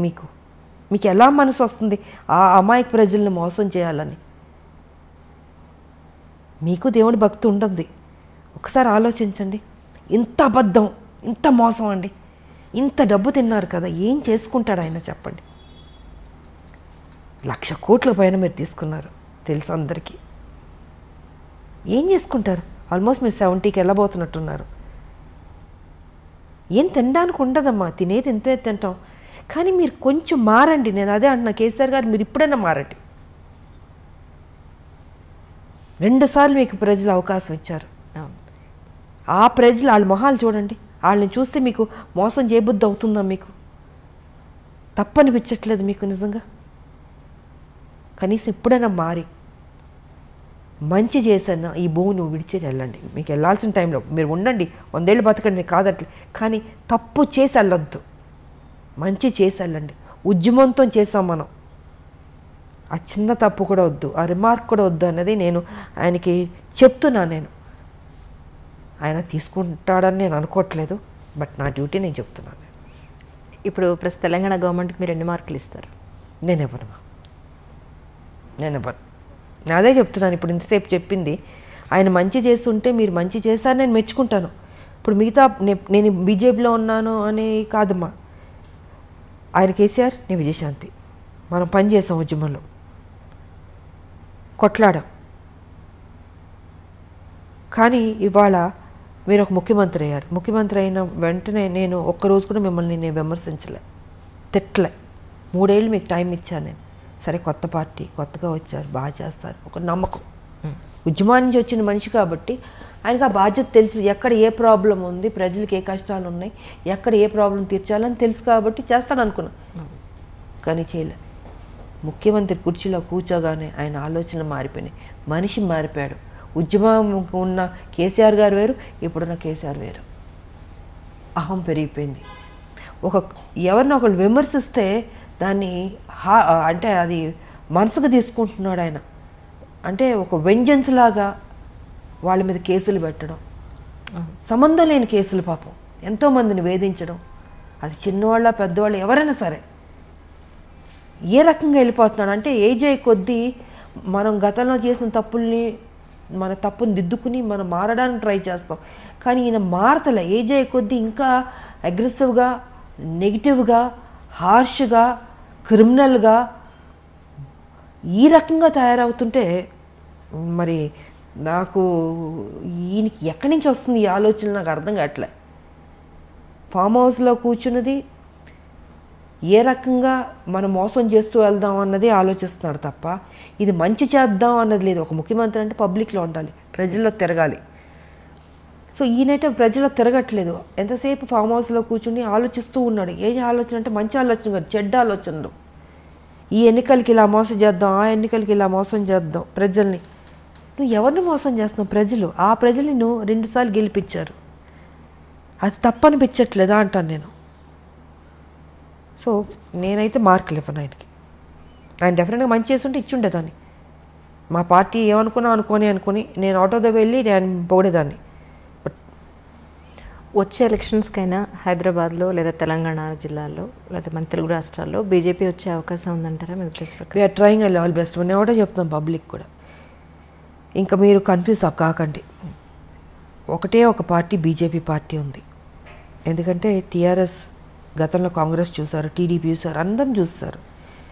కాంగ్రెస్ ఆల్మోస్ట్ ఏంటంటే టీఆర్ఎస్తో విలీనం అన్నట్టే చెప్పచ్చు. ఎందుకంటే అన్ని ఎమ్మెల్యేలు తీసుకున్న తర్వాత ప్రతిపక్ష హోదా కూడా పోయింది కాంగ్రెస్కి. ఇవాళ కేసీఆర్ గారు ఏం చెప్తుంటే కాంగ్రెస్ అదే చేస్తుంది. సో నేను బయటకు రావడానికి కూడా ఇదే కారణం. అంటే ఎంత కష్టపడినా వీళ్ళు లాస్ట్కి అమ్ముకుంటారు. అదే జరిగింది మొన్న 18-19లో. ఇంకా వీళ్ళు కరెక్ట్ కాదు, వీళ్ళు కొట్టాడేవాళ్ళు కాదు, వీళ్ళు డబ్బులకు అమ్ముడుపోయేవాళ్ళు, ప్యాకేజీలు తీసుకునేవాళ్ళని కొంతమంది చేస్తున్న తప్పుకి ఆ పార్టీ మొత్తానికే అందరికి మీద పడుతుంది. సో ఆ కొంతమంది సరిలేదు ఆ పార్టీలో, దానివల్ల కాంగ్రెస్ మర్యాద పోయింది. సో ఇవాళ నేనేమంటానంటే పబ్లిక్కి 4 లక్షల కోట్లు అప్పులు అయిపోయినాయి, తెలంగాణ డెవలప్మెంట్ లేదు. కేసీఆర్ ఎంతసేపు డబ్బుతో ఓటుతో కొనొచ్చు అని ఆ ప్యాటర్న్లో వెళ్తున్నాడు. ఆయన ఏం చేయడు. ఇంకా మీకు ఉన్నది ఒక బీజేపీ. సో దీన్ని సెటరేట్ చేయాలన్నా, డెవలప్ ఎంతైనా కొంత బెటర్ అవ్వాలన్నా, ఒక డిసిప్లిన్, ఒక అడ్మినిస్ట్రేషన్ బాగుండాలన్నా ఆ ఒక్క బీజేపీ వల్లే సాధ్యం. ఈసారన్నా ప్రజల్లో ఆలోచించి బీజేపీకి ఓటేసుకోండి. ఇంకా లేదు, ఆల్టర్నేట్ లేదు. ఇంక మీకు ఒకటి బీజేపీ కనపడుతుంది. ఇంకా ఇప్పుడు మీరే ఆలోచించుకోండి, ప్రజలకు వదిలిపెడతా. కాంగ్రెస్ ఏం చేస్తుందో అన్ని తప్పులు మీరు చూస్తున్నారు, టీఆర్ఎస్ ఏం చేస్తుందో మొత్తం కరప్షన్ చూస్తున్నారు. ఉన్న దాంట్లో ఎవరు బెటర్గా ఉన్నారంటే బీజేపీ. అది ఒక జాతీయ పార్టీ, కరప్షనే ఉండదు. మీకు అందాల్సింది డెఫినెట్గా పబ్లిక్ అందుతుంది. ఇక్కడ ఎవరు తినేవాళ్ళు ఉండరు పార్టీలో, ప్రజలకే ఖర్చు పెట్టేవాళ్ళే ఉంటారు. ఏ స్కీమ్స్ తీసుకొచ్చినా మోడీ గారు పబ్లిక్లోకి వెళ్ళిందా అని చూసుకుంటాం. కానీ కేసీఆర్ ఏం చేస్తున్నారు, పబ్లిక్ దగ్గర నుంచి గుంజుతున్నాడు ఈయన. సో వ్యత్యాసం నేను చెప్తున్నాను టీఆర్ఎస్కి అండ్ బీజేపీకి. ఇవాళ అన్నీ మ్యాక్సిమం కేంద్రం నుంచి వస్తుంది తెలంగాణకి. కానీ కేసీఆర్ ఏం చేస్తున్నాడు, నేనే ఇచ్చుకుంటున్నాను ఆయన చెప్పుకుంటున్నాడు, బీజేపీ గురించి చెప్పట్లే. సో ఇప్పుడు న్యాయం జరగాలంటే బీజేపీ రావాల్సిందే అన్నది నేను చెప్పదలుచుకుంది. చాలా స్పష్టంగా చెప్తున్నాను. ఓటుకి 2000 ఇచ్చి ఓట్లు వేసుకున్న తర్వాత ఎవరు నష్టపోతున్నారు? మీరే నష్టపోతున్నారు, పబ్లిక్. నా ఆలోచన ఎప్పుడు మీ మీద ఉంటుంది. మీరు ఎప్పుడు బాగుండాలని కోరుకుంటున్నాను నేను. కొట్లాడే తెలంగాణ మీకోసం కదా. మీకు అన్యాయం జరుగుతున్నప్పుడు చెప్పాల్సిన బాధ్యత నాకుంది. నేను అందుకే చెప్తున్నాను ఇవాళ. దీంట్లో ఎవరి స్వార్థం లేదు. చూడండి, ఒక ఛాన్స్ ఇవ్వండి, బీజేపీకి ఇచ్చి చూడండి. బాగోపోతే అప్పుడు మీ ఇష్టం, ఓకే, మా కర్మ అనుకోండి, లేకపోతే వీళ్ళ కర్మ అనుకోండి, లేకపోతే మా కర్మ అనండి, ఏదైనా అనండి, మేము పడతాం.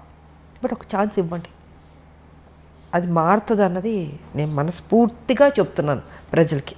వచ్చే ఎలక్షన్స్లో బీజేపీ నుంచి మీరు యాక్టివ్ రాజకీయాల్లోకి కనిపిస్తారని ఎక్స్పెక్ట్ చేయొచ్చు అంటారు? ఆల్రెడీ పని చేస్తున్నాను కదా నేను, నేను యాక్టివ్గానే ఉన్నాను. పార్టీ ఏ ప్రోగ్రామ్ అన్నా నేను వెళ్తున్నాం. నేను ఎప్పుడూ రెడీయే. నేను పని చేసేది నేను 24 hours నాకు అలవాటే కదా. ఉద్యమాలు చేసిన వచ్చిన మనిషికి పోలీస్ స్టేషన్లు చూసాం, జైళ్ళు చూసాం, ఖైదీలు చూసాం, సామాన్య ప్రజలు చూసాం, కోర్టు మెట్లు ఎక్కాం, రోడ్ల మీద కూర్చున్నాం, తిండి తిప్పలు లేకుండా పనిచేసిన రోజులు ఉన్నాయి కదా. సో విజయశాంతి పనిచేసే మనిషే. నా జీవితంలో లగ్జరీ లైఫ్ కాదు ఇది, నా లైఫ్, నా ప్రజలే నాకు అన్నది ఎప్పుడో నేను దాంట్లోకి వెళ్ళిపోయాను నేను. సో వాళ్ళు ఏ డ్యూటీ ఇచ్చినా నేను పని చేయడానికి సిద్ధంగా ఉన్నా, పని చేస్తూనే ఉన్నాం మేము. ఇప్పుడు ఉద్యమాలు చేసినట్టు ప్రతిరోజు ఇప్పుడు పార్టీ ఉద్యమం చేయదు. ఇష్యూ వచ్చినప్పుడు ఇష్యూ మీద ఫైట్ చేస్తాం. అప్పుడు ఉద్యమాలు అంటే ప్రతిరోజు మీకు సమస్యలు ఉంటే సమస్యలు కొట్లాడుతూనే ఉన్నాం. ఇప్పుడు రాష్ట్రం వచ్చిన తర్వాత అంత పని ఉండదమ్మా. ఇష్యూ వచ్చినప్పుడు ఇష్యూ, ఎలక్షన్స్ వచ్చినప్పుడు ఎలక్షన్స్, మీటింగ్ అన్నప్పుడు మీటింగ్, ఇలా డివైడ్ అవుతుంది వర్క్. సో దానికి తగ్గట్టు మేము పని చేస్తున్నాం. మ్యామ్, తర్వాత రౌడీ ఇన్స్పెక్టర్ సినిమా అప్పుడు మీ ఫ్యాన్స్ కర్నూలు జిల్లాకు మీరు వెళ్ళినప్పుడు మూవీ పరంగా అక్కడ ఎంతోమంది తండోపతండాలుగా విజయశాంతి గారిని చూడడానికి వచ్చేసినప్పుడు చాలా ఉద్రిక్త పరిస్థితులు నెలకొన్నాయి అప్పట్లో. బాలకృష్ణ గారు మిమ్మల్ని ఆ సిచ్యువేషన్ నుంచి లోపలికి తీసుకొచ్చి వాళ్ళందరినీ చాలా కంట్రోల్ చేశారని చెప్పని విన్నాను. అంటే అది ట్రైన్లో పాట ఉంది కదా, పాట నంద్యాల అనుకుంటాను. అది చేస్తుంటే క్రౌడ్ విపరీతంగా వచ్చేసి అసలు ట్రైన్ ఆపేశారు. నాకు ఆ రోజు కొంత ఫీవర్ వచ్చిందంటే డేలో మొత్తం పాట చేస్తూ విపరీతమైన ఎండ, జ్వరం వచ్చి అయిపోయింది, పాట అయిపోయింది. మళ్ళీ హైదరాబాద్ షిఫ్ట్ అవుతుంది ఇక్కడ వేరే సాంగ్కి. సరే చేస్తుంటే పడుకుంటే ఒకటే అరుపులు, జనాలు భయంకరం, అసలు మామూలు కాదు. ఆపి ట్రైన్ ఆపి విజయశాంతి బయటికి రావాలి, గొడవ చేశారు. ఇంకా అప్పుడు బాలకృష్ణ తను వెళ్ళి ట్రై చేసి చెప్తున్నాడు, అయినా కూడా లేదు, రావాలంటే నిద్రపోతున్నాను నేను. సో నేను, తారా మాస్టర్ గారు మేమందరం అప్పుడు ఇంకా బయటికి తీసుకొచ్చారు. బాగా వీక్గా ఉన్నాను, నీరసంగా ఉంది, ఎండ దెబ్బకి జ్వరం వచ్చి సరే వచ్చి నుంచున్నాను. అంత అరుపులు కేకలు.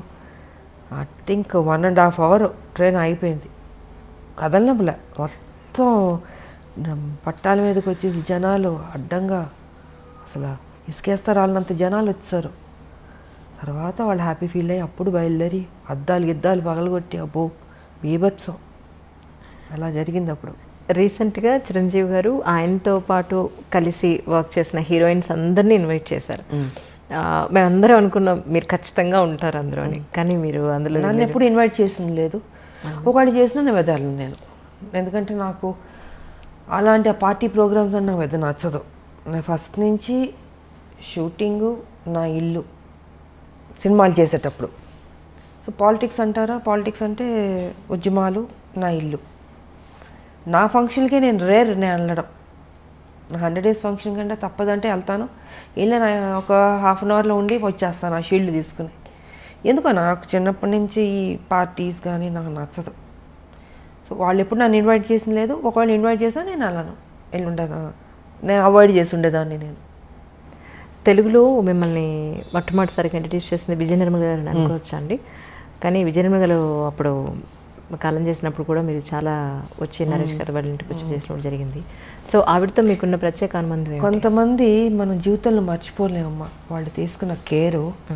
ఒక తల్లిగా ఆవిడ నన్ను చిన్నపిల్లని కృష్ణ గారి పక్కన చాలా యంగ్, ఐ థింక్ 79లోనే వచ్చాను, 80s అనుకుంటా సినిమా ఫస్ట్ తమిళ్ 80sలో. అంత చిన్నపిల్ల కృష్ణ గారు అనేవారు, విజయ మరీ చిన్నపిల్లగా ఉంది, నా పక్కన యాక్ట్ చేస్తుంది, ఎలాగ బాగుంది, నా కూతురులా ఉంది అనేవారు. మీరు ఊరుకోండి నేను చూసుకుంటాను, కానీ అంత కేర్ తీసుకున్నాడు నిజంగా. అలాగా నాకు దాని మీద నమ్మకం ఉంది, తను పెద్ద స్టార్ అవుతుందని. ఆవిడ కూడా అంత కేర్ తీసుకుందమ్మా. అందుకే ఆవిడ పోయినప్పుడు కూడా నాకు బాధ వేసింది. కొంతమంది మనం మర్చిపోలేం. ఆవిడ కానీ, అంకుల్ దాసర్ గారు కానీ, టి కృష్ణ గారు కానీ. నా జీవితంలో నా లైఫ్ మారింది వాళ్ళ వల్ల. ఎలా మర్చిపోతాం చెప్పండి. సో నా ఫస్ట్ ఫిలిం భారతిరాజా గారు, ఇలాగా కొన్ని మర్చిపోలేం. ఇంక మిగతా డైరెక్టర్స్ అంటారు, ఎస్ అఫ్ కోర్స్ నాకు మంచి సినిమా పాత్రలు ఇచ్చారు. విశ్వనాథ్ గారు, జంధ్యాల గారు, మోహన్ గాంధీ గారు, కోడరం కృష్ణ గారు.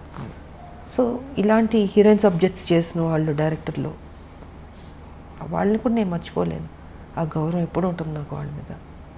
కానీ రాజకీయాల్లోకి వచ్చిన తర్వాత, ఇన్నాళ్ళ రాజకీయ జీవితం చూసిన తర్వాత ఇక్కడ మీరు నేర్చుకునే లెసన్ అంటే ఏం చెప్తారు? రాజకీయం అంటే పాలిటిక్సే ఉంటుంది. పాలిటిక్సే ఉంటుంది కదమ్మా. ఆ ట్రిక్స్లో మనం వెళ్తూ ఉండాలి, ఎత్తులకు పై ఎత్తులు వేస్తూ ఉండాలి. విజయశాంతి గారితో అవుతుందా అంత రాజకీయ ట్రిక్స్ అలా? 25 ఏళ్ళు అయిపోతుంది కదా. అవుతుందా అంటే మరి తెలంగాణ తీసుకురాలేదా, కొట్లాడలేదా? ఏ టైంకి ఏ రకంగా మనం ఇవ్వాలో ఆ దేవుడే నిర్ణయిస్తాడు. జీవితంలో ఒక మంచి దారిని మనం ఎన్నుకున్నాం, ఆ మంచి దారిలోనే నేను వెళ్తున్నాను, ఆ మంచి దారిలోనే నేను సక్సెస్ అయ్యాను. నేను తెలంగాణ అచీవ్ చేయడం అన్నది ఇట్స్ నాట్ అ జోక్. ఒక రాష్ట్రం, నేను ఉద్యమం టేకప్ చేసినట్టు అందరూ నన్ను వెటకారంగా మాట్లాడేవారు. ఈవిడ ఒక మహిళ, ఈవిడ తీసుకొస్తుంది, ఈవిడ కొట్లాడుతుంది, ఈవిడికి అవసరమా, సినిమాలు చేసుకుని హ్యాపీగా ఉండకు, ఎందుకు ఈవిడికి అన్నీ అన్నారు. అన్ని మాటలు పడ్డాను, నేనేం పట్టించుకోలేదు. నేను అనుకుంది సాధించాను. అనుకునేవాళ్ళు అనుకుంటారు. ఏ టైంకి మన బుర్ర ఏ రకంగా ఆలోచించాలో ఆ బుర్ర ఆ ఆలోచన దేవుడు డెఫినెట్గా ఇస్తాడు. క్రిమినల్గా ఉండే పాలిటిక్స్ చేయక్కర్లేదమ్మా, మంచిగా కూడా పాలిటిక్స్ చేయొచ్చు. ఇప్పుడు కేసీఆర్ బుర్ర అయితే మాకొద్దు, ఎవడో కోరుకోడు. సూర్యకాంతం గారి క్యారెక్టర్ చూసి అమ్మో సూర్యకాంతం గారు అని భయపడేవాళ్ళం, కానీ నిజంగా వాడు చాలా మంచివాడు తెలుసా మీకు. అవును, సినిమా పాత్ర అలాగుంటుంది. సో ఆవిడ పేరు కూడా పెట్టేవారు కాదంటే చాలామంది పుట్టినవాడికి సూర్యకాంత్ భయం అంటే. బట్ ఆవిడ అంత బంగారం అసలు. నేను నాతో పనిచేశారు ఆవిడ, వచ్చా వండర్ఫుల్. ఆవిడ కానీ నిర్మలమ్మ గారు కానీ ఎంత మంచివాళ్ళు వాళ్ళు. సో కొంత మన సినిమా పాత్రలు చూసి భయపడతాం, కానీ కేసీఆర్ ప్రత్యక్షంగా చూసి భయపడుతున్నాం, అంటే అంత భయంకరమైన క్యారెక్టర్ కాబట్టి. ఆయనలా వద్దమ్మ, ఇలాంటి పాలిటిక్స్ చేయక్కర్లేదు. చక్కగా పాలిటిక్స్ చేయొచ్చు, మనం అనుకున్నది ఇంకా బెటర్గా చేయొచ్చు, ప్రజలకు ఉపయోగపడేటట్టు చేయొచ్చు. అదే మ్యామ్ నా ఉద్దేశం కూడా అంటే 100% చేయొచ్చు. నేను ఎంతకాలం మరి మంచిగా అనుకునేది చేశాను, ఫ్యూచర్లో కూడా అదే మంచిగా చేస్తాను నేను. తెలంగాణకు సంబంధించి ఇన్ కేస్ కమింగ్ ఫ్యూచర్లో మీరు కూడా వన్ ఆఫ్ ది అధికార పార్టీ బీజేపీ కనుక అధికారంలోకి వస్తే మీ ఉద్దేశ ప్రకారం తెలంగాణకి ఏమేం చేస్తే బాగుంటుందని మీరు అనుకుంటున్నారు? నా Telangana, I love Telangana, develop అవ్వాలి. చాలా ఉన్నాయి సమస్యలు, ఇంతకుముందు తక్కువ ఉంది, ఇప్పుడు ఎక్కువ ఉంది. ఇప్పుడు రోజు రోజుకి ప్రజలు కష్టాల్లోకి వెళ్ళిపోతున్నారు, బెటర్మెంట్ లేదు లైఫ్. సో దీన్ని బెటర్మెంట్ చేయాలంటే ఒక నేషనల్ పార్టీ వల్లే అవుతుంది. అది వాళ్ళ బీజేపీకి సాధ్యం అవుతుంది. మోడీ గారు ఇంకా మంచి మంచి పనులు చేస్తున్నారు కాబట్టి. సో మేమందరం డెఫినెట్గా వెళ్ళి మోడీ గారితో చెప్తాం, మాకు ఇది కావాలని మేము అడిగి తీసుకుంటాం. మేము మా తెలంగాణకి ఇస్తారు ఆయన. ఇప్పుడు మొత్తం భారతదేశానికే వ్యాక్సిన్లే ఫ్రీగా ఇస్తున్నారు, రైస్ ఫ్రీగా ఇస్తున్నారు, ఎన్నో మంచి కార్యక్రమాలు చేస్తున్నారు. బేటీ పడావో, బేటీ బచావో, ఇలాగ ఎన్ని, ఒకటి కాదు రెండు కాదు, చాలా ఉన్నాయి. మహిళలకు కూడా, గర్భిణీ స్త్రీలకు కూడా వాళ్ళ ప్రెగ్నెంట్గా ఉన్నప్పుడు ఖర్చు అంతా భరిస్తుంది. డెలివరీ అయిన తర్వాత తల్లి బిడ్డలకి వాళ్ళకి పౌష్టికాహారం కావచ్చు, మెడిసిన్స్ కావచ్చు, వాళ్ళకి ఏం కావాలో ఆ సదుపాయాలన్నీ ఇస్తుంది. సో చాలా చేస్తుంది బీజేపీ. వాళ్ళ ఎందుకు చేతి మా తెలంగాణకి డెఫినెట్గా చేస్తుంది. మేము అడిగి తెచ్చుకుంటాం. మేము మోడీ గారు మాకు ఇది కావాలి. రేపు దేవుడి దయ వల్ల బీజేపీ తెలంగాణలో వచ్చిందనుకోండి, నిజంగా ప్రజల కష్టాలు తీరినట్టే అని నేను అనుకుంటున్నాను. ఎందుకంటే మేము ఊరుకోం, మేము కొట్లాడైనా తెచ్చుకుంటాం. బట్ కొట్లాడాల్సిన అవసరం కూడా లేదు. డెఫినెట్గా ఈ సమస్య ఉందంటే మోడీ గారు డెఫినెట్గా చేస్తారు.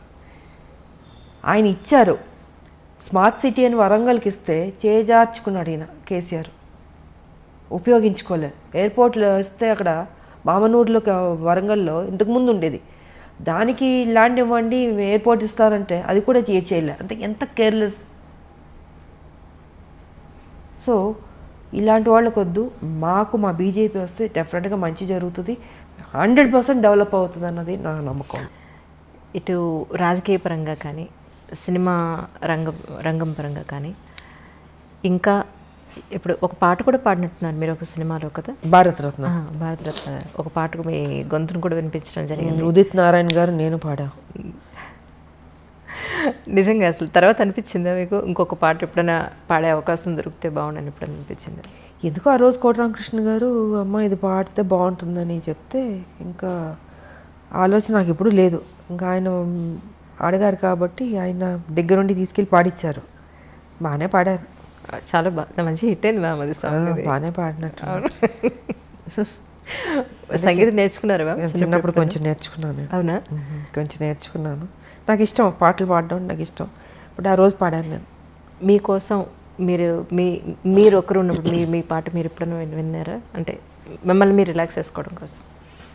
పాటలు అంటే నాకు ఇళయరాజా గారి సాంగ్స్ ఇష్టం కాబట్టి అప్పుడప్పుడు నేను వింటుంటాను. నేను అవునా? ప్రశాంతంగా మెలోడీ సాంగ్స్ అన్ని బాగుంటాయి, వింటుంటాను. ఇది పాడమంటారా? ఇప్పుడు వద్దు. ఇది ఇంటర్వ్యూ, సరదాగా పాడుకునే రోజులన్నీ పోయినాయి. ఇప్పుడు అంతా కొట్లాడే రోజుల దగ్గర ఉంది ఇప్పుడు. ఎందుకంటే టీఆర్ఎస్ మీద కొట్లాడాలి, ఈ రాష్ట్రంలో తెలంగాణలో బీజేపీని తీసుకురావాలి. సో మా మైండ్ అంతా వాటి మీద ఉంటుంది. యాక్ట్ చేయడం, పాటలు పాడడం, ఇవన్నీ ఆ రోజులు అయిపోయినాయి. పూర్తిగా గంభీరంలోకి దిగిపోయారు. ఇక పెద్దవాళ్ళం అవుతున్నప్పుడు ఇంకా చిన్నపిల్లలం కాదు కదా. సో బాధ్యత ఉంది, పెద్ద బాధ్యత. బీజేపీ అందరూ పనిచేయాలి బీజేపీలో. సో అండ్ తెలంగాణ ఎలా తీసుకొచ్చామో, ఎంత కష్టపడ్డామో, అందరూ ఎంత సాక్రిఫైస్ చేస్తారో. ఇవాళ తెలంగాణలో బీజేపీ తేడానికి అందరూ కష్టపడాలి. ఇది సో మా సంజయ్ గారు కానీ, నేను కానీ, ఇప్పుడు ఈటల రాజేంద్ర గారు, అరవింద్ గారు, ఇలాగ అందరూ ఉన్నారు. మ్యాక్సిమం బాగా కొట్లాడే వాళ్ళు ఉన్నాం. మేము యుద్ధం చేయడానికి సిద్ధంగా ఉన్నాం. ఇప్పుడే కేసీఆర్ గారు కూడా అన్నారు కదా, బీజేపీ మీద యుద్ధానికి రెడీ అన్నాడు కదా. సో మేము వెయిటింగ్లో ఉన్నాం. ఎప్పుడు వస్తాడా, కత్తులు కటారాలు కూడా తీసుకురాడు ఆయన. మేమే ఇద్దాం అనుకుంటున్నాం ఆయనకి. ఎందుకంటే ఆయన పాపం అంటాడు కానీ రాడు. ఆయన సంగతి నాకు బాగా తెలుసు కదా. సో వస్తారా రాలా, లేకపోతే ఆయనే గుంజుకొచ్చి వార్ ఫీల్డ్లో పెట్టి కత్తులు కటారాలు నేనే కొని ఇచ్చి చేస్తా అన్నారు కదా మా బీజేపీతో, రండి రెడీ అని చెప్దాం అనుకుంటున్నాను. పేపర్ కానీ, ఎలక్ట్రానిక్ మీడియా కానీ, ప్రింట్ మీడియా కానీ మీరు ఈ మధ్యకాలంలో ఒక నెల రోజులుగా చూస్తూ ఉంటారు. మా ఎలక్షన్స్కి సంబంధించి చాలా హంగామా నడుస్తుంది. సో మీరు ఇంతకాలం మాలో మెంబర్షిప్ తీసుకోకపోవడానికి కారణం తెలుసుకోవచ్చు? తీసుకోపోవడానికి కాదు, అంటే ఒక స్టేజ్లో ఒక ఇష్యూ మీద నాకు నచ్చలే, డిఫరెన్సెస్ వచ్చింది. ఎదుటి వాళ్ళు ఆ రోజు అధ్యక్షులు పోటీ చేయబోతున్న వాళ్ళు మాట్లాడిన పద్ధతితో నాకు ఎందుకో నచ్చలే. సో ఆ ఇష్యూ మీద డిఫరెన్సెస్ వచ్చి నాకు అక్కర్లేదని ఆ రోజు నుంచి నేను తీసుకోలేదు. నేను తీసుకోపోయినా చేశాను నేను సినిమాలు. దాసనారాయణరావు గారి తర్వాత ఫిల్మ్ ఇండస్ట్రీకి మళ్ళీ అంత సమర్థత గల వ్యక్తి ఎవరు లేరు అని చెప్పని అనుకుంటున్న తరుణంలో డెఫినెట్గా దాసరి గారు ఆయనది ఎవరు, ఆయన ఓపిక, ఆయన కొట్లాడడం, అందరినీ దగ్గర తీసుకుంటాడు ఆయన అంకుల్. ఆ లక్షణాలు మీలో ఉన్నాయేమో అని నేను అనుకుంటున్నాను. ఎందుకంటే నేను లాస్ట్ టైం మీ పుట్టినరోజు అప్పుడు కూడా నేను చూశాను ఎంతమంది మీకోసం, అమ్మాయిలు, అబ్బాయిలు, చిన్నపిల్లలు, వయోభేదం లేకుండా, పార్టీలతో సంబంధం లేకుండా ఎంతోమంది వాళ్ళ కష్టాలు మీతో చెప్పుకోవడానికి, మిమ్మల్ని ఒకసారి కలిసి కాస్త స్వాతంత్రం పొందడానికి ఎంతోమంది వచ్చారు, నేను చూశాను. సో మీరు కూడా ఒక మెంబర్ అయి ఉంటే ఏమో మీరు చేయగలిగేంత మీ వంతు మీరు చేస్తుండేవాళ్ళు. నాకు ఆల్రెడీ బాధ్యత పెద్దది ఉంది కదమ్మా. ఆల్రెడీ నాకు తెలంగాణలో మా బీజేపీ కొట్లాడుతుంది అంటే ఆ టీఆర్ఎస్ కరప్టెడ్ పార్టీని దించాలి, గద దించాలి. సో మాకు అది సరిపోద్దా? అది ఎందుకు ఉన్నారు కదా, పెద్దలు ఉన్నారు మాలో. వాళ్ళ ఐ థింక్ ఎలక్షన్స్ అయిపోయినాయి కాబట్టి ఉంటారు, ఎవరో ఒకళ్ళు డిసైడ్ చేసుకుని ఉంటే బెటర్. ఉండాలి ఒక పెద్ద దిక్కు అన్నది ఉండాలి, క్రమశిక్షణ ఉండాలి. ఫస్ట్ క్రమశిక్షణ పోయింది. ఆ క్రమశిక్షణ ఎందుకు పోయిందో నాకైతే అర్థం కావట్లేదు. బాగోదు, చూడడానికి కూడా బాగోదు కదా. సో అది ఎవరన్నా ఒకళ్ళు దాంట్లోనే అందరూ కూర్చుని డిసైడ్ చేసి ఒకళ్ళకి ఆ బాధ్యత ఇస్తే బెటర్ అన్నది నా అభిప్రాయం. ఇక్కడ కూడా లోకల్, నాన్ లోకల్ అనేది కొంత టాక్ వినపడుతుంది. దీని మీద మీ అభిప్రాయం ఏంటి మ్యామ్? ఒకటమ్మా, ఇప్పుడు మన తెలుగు వాళ్ళం కాబట్టి తెలుగు వాళ్ళు ఎక్కువ మంది రావాలని కోరుకోవడంలో తప్పులేదు. ఇది ఎప్పటి నుంచో చాలామంది, అంటే ఇంకొకళ్ళు బయట నుంచి వచ్చేవారన్న వాళ్ళని అవమానించడం కాదు.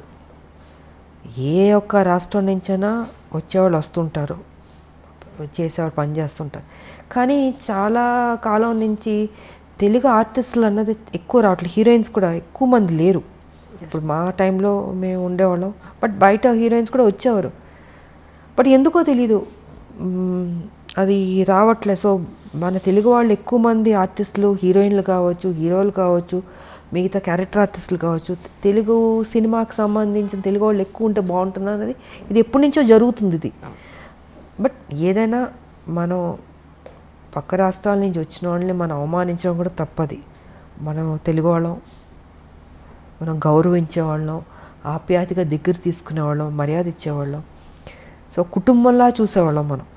కాబట్టి మనం ఇంకొకళ్ళని విమర్శన చేయడం కూడా తప్పు. ఇప్పుడు మనం ఉన్నాం, మేము వేరే లాంగ్వేజ్కి వెళ్ళి పని చేయట్లేదు, అప్పుడు వాళ్ళు కూడా అనుకోవచ్చు కదా మన గురించి. సో ఆలోచన కరెక్ట్ కాదు. అది ఎవరి టాలెంట్ వాళ్ళది. తెలుగు వాళ్ళు ఎక్కువ మంది ఉంటే ఈ ప్రాబ్లం ఉండేది కాదు. లేరు కదా, లేకపోబట్టి పక్క రాష్ట్రాల నుంచి వాళ్ళని వెళ్ళి తీసుకుంటున్నారు. ఎవరేం చేయగలుగుతారు? ఇప్పుడు ఎవరన్నా ఎక్కువ మంది మేము నటిస్తామని ముందుకు వచ్చిన వాళ్ళు వద్దు అని ఎవరు అనలేదు కదా. ఆల్మోస్ట్ తగ్గిపోయింది. ఎందుకు మరి? కారణం భయమో లేకపోతే ఇంట్రెస్ట్ లేకపోవడం చాలామందికి, ఏమైనా కారణం కావచ్చు. బట్ మనం ఎవరిని ఇంకొకరిని హర్ట్ చేయొద్దు. మనం ఇట్స్ ఫిలిం ఫీల్డ్ కాబట్టి ఏ ఆర్టిస్ట్లను ఎక్కడన్నా ఏ లాంగ్వేజ్లోగానే వెళ్ళి పని చేసుకోవచ్చు. సో అదే అనుకుంటాను. వేరే ఏదైనా ఉంటే దాని గురించి మాట్లాడితే బెటర్ అన్నది నా అభిప్రాయం. కానీ 80s, 90s మనం తీసుకుంటే, ఇప్పుడు మీ సంగతి తీసుకుంటే 10 ఏళ్ళు 15 ఏళ్ళు మీరు హీరోయిన్గా అలా స్టాండర్డ్గా నిలబడిపోయారు. దగ్గర దగ్గర 18 ఏళ్ళు, 28 years 40కి వచ్చేసాను. 40 అయిపోయింది. అలా మాకు అసలు కనిపించట్లేదు. 40 years కానీ ఇప్పుడు చూస్తే హీరోయిన్స్ హార్డ్లీ 4 years 5 years తర్వాత మళ్ళీ అవి అసలు మనకి అంత స్టాండర్డ్స్ ఎక్కడ మనకి కనిపించట్లేదనే చెప్పుకోవాలి. ఇప్పుడు శ్రీదేవి గారు కానీ మీరు కానీ కొంతమంది నేమ్స్ తీసుకుంటే అన్ని సంవత్సరాలు ఆ హీరోయిన్ అనే ఒక కిరీటాన్ని అన్ని సంవత్సరాల పాటు లాక్కుని రాగలిగారు. ఇప్పుడు ఎందుకు అలా జరగట్లేదంటే కారణం ఏమై ఉంటుందంటారు? కాలం మారిపోయింది, మైండ్ సెట్ మారింది. అప్పుడు సినిమాలు చూడగలుగుతున్నాం, అప్పుడు పాటలు బాగానే ఉండేవి. ఇప్పుడు పాటలు ప్యాటర్న్ మారిందంటే ఇప్పుడు జనరేషన్ అవి నచ్చుతుంటాయి, నచ్చచ్చు. సో ఇప్పుడు కథలు బాగానే ఉన్నాయి, ప్యాటర్న్ మారింది. హీరోయిన్లు అంటే 4 సినిమాలు 5 సినిమాలు వరకు చూస్తున్న తర్వాత ఇంకేదైనా వేరే హీరోయిన్ అయితే బాగుంటుంది అన్నది ఆలోచన వచ్చి ఉండొచ్చు. అప్పుడైతే కంటిన్యూస్గా మమ్మల్ని చూసేవారు. అవునండి. పాత్రలు అలా ఉండేది, సినిమాలు అలా హిట్ అయ్యేవి. గొప్ప గొప్ప డైరెక్టర్లు, మంచి బ్యానర్లు, నటిమణులు అందరూ గొప్పవాళ్ళు, ఎవరు తక్కువ కాదు. హీరోలు కావచ్చు, ఇప్పుడు ఎస్వి రంగారావు గారు, ఎంతమంది గొప్ప గొప్ప వాళ్ళు ఉండేవారు ఇండస్ట్రీలో. రామారావు గారు, నాగేశ్వరరావు గారు, సావిత్రి గారు, జమున గారు, శారద గారు, వాణిశ్రీ గారు, అంజలీదేవి గారు, భానుమతి గారు, కన్నాంబ గారు, సూర్యకాంతం గారు, ఎవరిని తక్కువ చేసి మాట్లాడదు. అందరూ గొప్పవాళ్ళు. నువ్వా నేనా పోటీ పడి చేసేవాళ్ళు. సో ఇప్పుడు ఏంటంటే ఆర్టిస్టులు సినిమాలు మారిపోయినాయి, సబ్జెక్టులు అంత హెవీ సబ్జెక్ట్స్ లేదు, లవ్ సబ్జెక్ట్స్ కానీ. సో ఇప్పుడు ట్రెండ్కి కరెక్ట్గా ఉండొచ్చేమో. అండ్ వాళ్ళకి ఓకే ఈ హీరోయిన్ చాలు నెక్స్ట్ అన్న ఫీలింగ్లో ఉన్నారు పబ్లిక్ కూడా. కొంతమంది పర్లే ఒక 6-7 years వరకు లాగుతున్నట్టున్నారు, 10 వరకు కూడా లాగినట్టు ఉన్నారేమో అనిపిస్తుంది ఇప్పుడు కొంతమంది.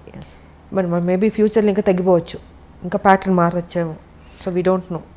సర్లేరు నీకెవరు సినిమాకి దగ్గర దగ్గర 13 ఏళ్ల తర్వాత మీరు ఆ సినిమా ఒప్పుకున్నారు. దానికి కారణం ఏమిటి? కమింగ్ ఫ్యూచర్లో ఎలాంటి ప్రాజెక్ట్స్ అయితే మీరు ఒప్పుకునే అవకాశం ఉంటుంది? ఆఫ్టర్ 13 years సరే అనిల్ రావుపూడి గారు, మహేష్ బాబు, ఆయన ఒక మంచి కాంబినేషన్, మంచి క్యారెక్టర్, డిగ్నిఫైడ్గా ఉంది, వచ్చింది. బట్ ఎప్పటి నుంచో అడుగుతున్నారు, నేను రిజెక్ట్ చేస్తూ వచ్చాను. అది బాగుండింది కాబట్టి ఆ రోజుకి యాక్సెప్ట్ చేసేసి అప్పుడు టైం దొరికింది, చేశాను నేను. అండ్ పెద్ద సక్సెస్ అయింది. ఫ్యూచర్లో అంటారా, నాకు ఒకే ఒకటి ఉంది, ఏదో రొటీన్ సినిమాలు కాకుండా ఒక యాక్షన్ సినిమా చేద్దామని ఉంది నాకు. Such a great opportunity for the producers and all. ఒక్క యాక్షన్ సినిమా మళ్ళీ దన్ ఆడిచ్చేద్దాం అన్న ఫీలింగ్ ఉంది. బట్ కథ, పాత్ర కొత్తగా ఉండాలి. సంథింగ్ అలాంటిది ఏదైనా వస్తే మేబీ ఐ విల్ డూ. ఒకే ఒక యాక్షన్ ఫిలిం, ఓకే, పాత విజయశాంతి యాక్షన్ ఫిలిం లాగా ఒక్క సినిమా అలాంటిది ఉంటే. రొటీన్ అయితే వేస్ట్.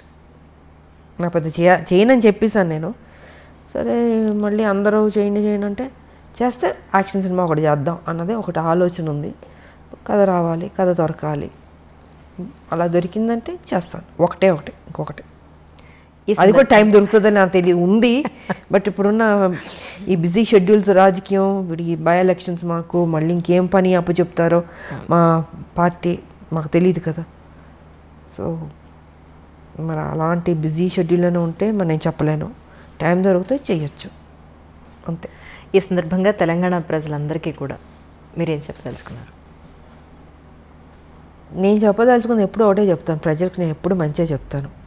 ఈసారి మాత్రం బీజేపీని డెఫినెట్గా మీరు గెలిపించుకోండి, బీజేపీని నమ్ముకోండి. ఈ కష్టాలు చాలు. మనం ప్రజలు ఎలా అయిపోయారంటే వాళ్ళ అమాయకులు కాబట్టి టీఆర్ఎస్ ఓటు వేసేస్తారు నమ్మి. ఓటు వేసిన తర్వాత అయ్యో నాకు ఇది రాలేదు, అది రాలేదు, ఇది చేశారు, అది చేశారు, ఇవన్నీ ఎందుకు? మీ కేసీఆర్ ఆయన పార్టీ ఏం మోసం చేసిందో మీకు అందరికీ తెలుసు. సో తెలుసు కాబట్టి ఇంక ఓటు వేయకండి. వేసి బాధపడ్డం ఎందుకు? వేయకుండా తప్పించుకుని బీజేపీని గెలిపించుకుని ఈసారి బీజేపీని అధికారంలో తెచ్చుకోండి. ఇవాళ చూడండి, వర్షం వస్తే మొత్తం ఒక సముద్రంలా ఉంది. హైదరాబాద్ మొత్తం సముద్రంలా ఉంది. బోట్లు వేసుకెళ్ళచ్చు మనం.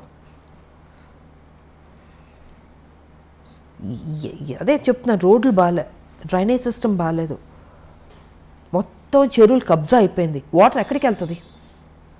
మీరు వరంగల్ తీసుకున్నా, ఏ జిల్లా తీసుకున్నా ఇదే పరిస్థితి. ఇంతకుముందు నేను ఎప్పుడు చూడలే హైదరాబాద్ ఇలాగా, ఇంత దారుణమైన పరిస్థితి నేను చూడలే. హారబుల్గా ఉంది. అక్కడ నివసిస్తున్న ప్రజలు కూడా భయపడి వణికిపోతున్నారు. వర్షం రాకుండా ఉంటే చాలు దేవుడా అని ఫీల్ అవుతున్నారు. వచ్చిందని మునిగిపోతున్నాయి ఇళ్ళు. మ్యాన్ హోల్స్లో వెళ్ళిపోతున్నాను. మ్యాన్ హోల్స్లో ఎందుకు ఆ సేఫ్టీ తీసుకోవట్లేదు? వర్షాకాలం అని తెలీదా? ఎందుకు తీసుకోవట్లేదు? కేర్లెస్గా ఎందుకు ఉంటున్నారు? చనిపోతున్నారు. బాడీ ఎక్కడికి వెళ్తుంది, ఎప్పుడు దొరుకుతుందో తెలియదు. సో ఇవన్నీ చాలా ఉన్నాయమ్మా, మాట్లాడాలంటే అది పెద్ద సబ్జెక్టు. నేను ఒకటే చెప్తాను ప్రజల్ని, తెలంగాణ ప్రజల్ని, దయచేసి ఇంకా ఈ రాక్షస పరిపాలన మాత్రం మర్చిపోండి టీఆర్ఎస్ని. ఇంకా టీఆర్ఎస్, కాంగ్రెస్, ఎంఐఎం వీళ్ళందరూ ఒకటి. ఇంకెవరన్నా వచ్చినా కూడా ఆయన తీసుకుంటాడు. ఈ డ్రామాలో ఒక డ్రామా ఉంటుంది. కాబట్టి ఇప్పుడైనా మేలుకుని తెలంగాణని కాపాడుకోవాల్సిన బాధ్యత ఇంకా ప్రజలదే ఉంది. సో ఏదైనా ఏ పార్టీకి వేద్దాం అనుకుంటే ఇంక బీజేపీ ఉంది. మీరు ఆలోచించుకోండి. బీజేపీకి ఎప్పుడూ ఇవ్వలేదు మీరు అవకాశం. మరి బీజేపీకి ఇంతకుముందు మీరు ఇచ్చి సరిగా పరిపాలన చేయకపోతే మీరు తిట్టచ్చు. ఇంతవరకు రాలేదు, ఇవ్వలేదు. సో ఇప్పుడు మీరు ఇవ్వండి, ఇచ్చి చూడండి, చూసి బెటర్ అవుతుంది అనేది నా అభిప్రాయం. ఇంత వరస్ట్గా మాత్రం ఉండదు. ఇక్కడ ఎవడో అమ్ముడుపోయేవాడు ఉండడు, ప్యాకేజీలు మాట్లాడుకునేవాడు ఎవడో ఉండడు. బీజేపీలో ఒక డిసిప్లిన్ ఉండే. ఎందుకంటే నరేంద్ర మోడీ గారు ఉన్నారు, అమిత్ షా గారు ఉన్నారు, నడ్డా గారు ఉన్నారు, మా పార్టీ టీం వర్క్గా ఉంది, అన్నీ బాగుంటుంది అన్నది నా అభిప్రాయం. కానీ కరెక్ట్ డిసిషన్ తీసుకోండి ఇప్పటికైనా అన్నది నేను చెప్పదలుచుకుని. ఈరోజు మీకు ఇంత గుర్తింపు వచ్చిన, రాజకీయాల్లో ఇంత మంచి పొజిషన్లో ఉన్న, మీ పర్సనల్ లైఫ్లో ఇంత గొప్ప స్థాయిలో ఉన్న ఒక లేడీ అమితాబ్గా ఎదిగిన, దీని అంతటికీ కారణం ఎవరు? మీకు రుణపడి ఉన్నారు సోన్స్ వాళ్ళకి నేను ఈ సందర్భంగా కృతజ్ఞతలు తెలుపుకోవాలి అంటే ఎవరికి చెప్తారు? దేవుడు, ప్రజలు, అంతే కదా. ఇందాక మీరు అన్నారు ఇంటర్వ్యూలో, ఇంత మంచి మంచి సినిమాలు పడిందంటే ఎంత గొప్ప విషయం, అసలు రేర్ కదా. మరి ఎవరిచ్చారు అది? దేవుడు. ఇవాళ తెలంగాణకి నన్ను తీసుకొచ్చింది దేవుడు, నన్ను నడిపించింది దేవుడు, పార్లమెంట్లో కొట్లాడేట శక్తి ఇచ్చింది దేవుడు, నాకు సపోర్ట్ చేసింది ప్రజలు, సినిమాలో కానీ పాలిటిక్స్లో కానీ. సో నేను దేవుడికి, ప్రజలకి థ్యాంక్స్ చెప్పుకోదలుచుకున్నాను. నిజంగా ma'am, such a great journey. Actually మీరు ప్రత్యక్ష రాజకీయాల్లో ఎప్పట్లాగానే ఇంకా యాక్టివ్గా ముందుకు వచ్చి ప్రజల సమస్యలు మీ వరకు ఇంకా యాక్టివ్ అంటే మనం ఏదో ఇప్పుడు యుద్ధాలు చేసుకుని యాక్టివ్గా ఉండదు, ఎందుకంటే ఇది ఉద్యమం కాదు. కాబట్టి మనం చేయాల్సిన డ్యూటీ మనం చేస్తూ పార్టీని స్ట్రెంగ్తన్ చేసుకుంటూ, పార్టీ ఏ బాధ్యత ఇచ్చినా దానికి కరెక్ట్గా మన పబ్లిక్లోకి తీసుకెళ్ళి సక్సెస్ అవుతుంది. It be very wonderful job అవుతుంది, నో డౌట్ అందులో. ఎందుకంటే యాజ్ ఎ ఉమెన్ మీ దగ్గరికి ఎవరు సమస్యతో వచ్చినా ఆ సమస్యను క్లియర్ చేస్తారని పర్సనల్గా చాలామంది చెప్పిన వాళ్ళు ఉన్నారు. ఆ రోజు మీ బర్త్డేకి వచ్చినప్పుడు వాళ్ళందరూ చెప్పింది అదే. సో మీలాంటి వాళ్ళే రాజకీయాల్లోకి వస్తే ఇంకా బాగుంటుంది అనేది మా యాజ్ ఎ ఉమెన్గా నా స్వార్థం కూడా ఉంది. నిజంగా నేనంటే సేవ చేయడమే తప్ప నాకు ఇంకేం ఉంటుంది నా మైండ్లో. నిజం, 24 hours ఇంకా అదే ఉంటుంది నాకు.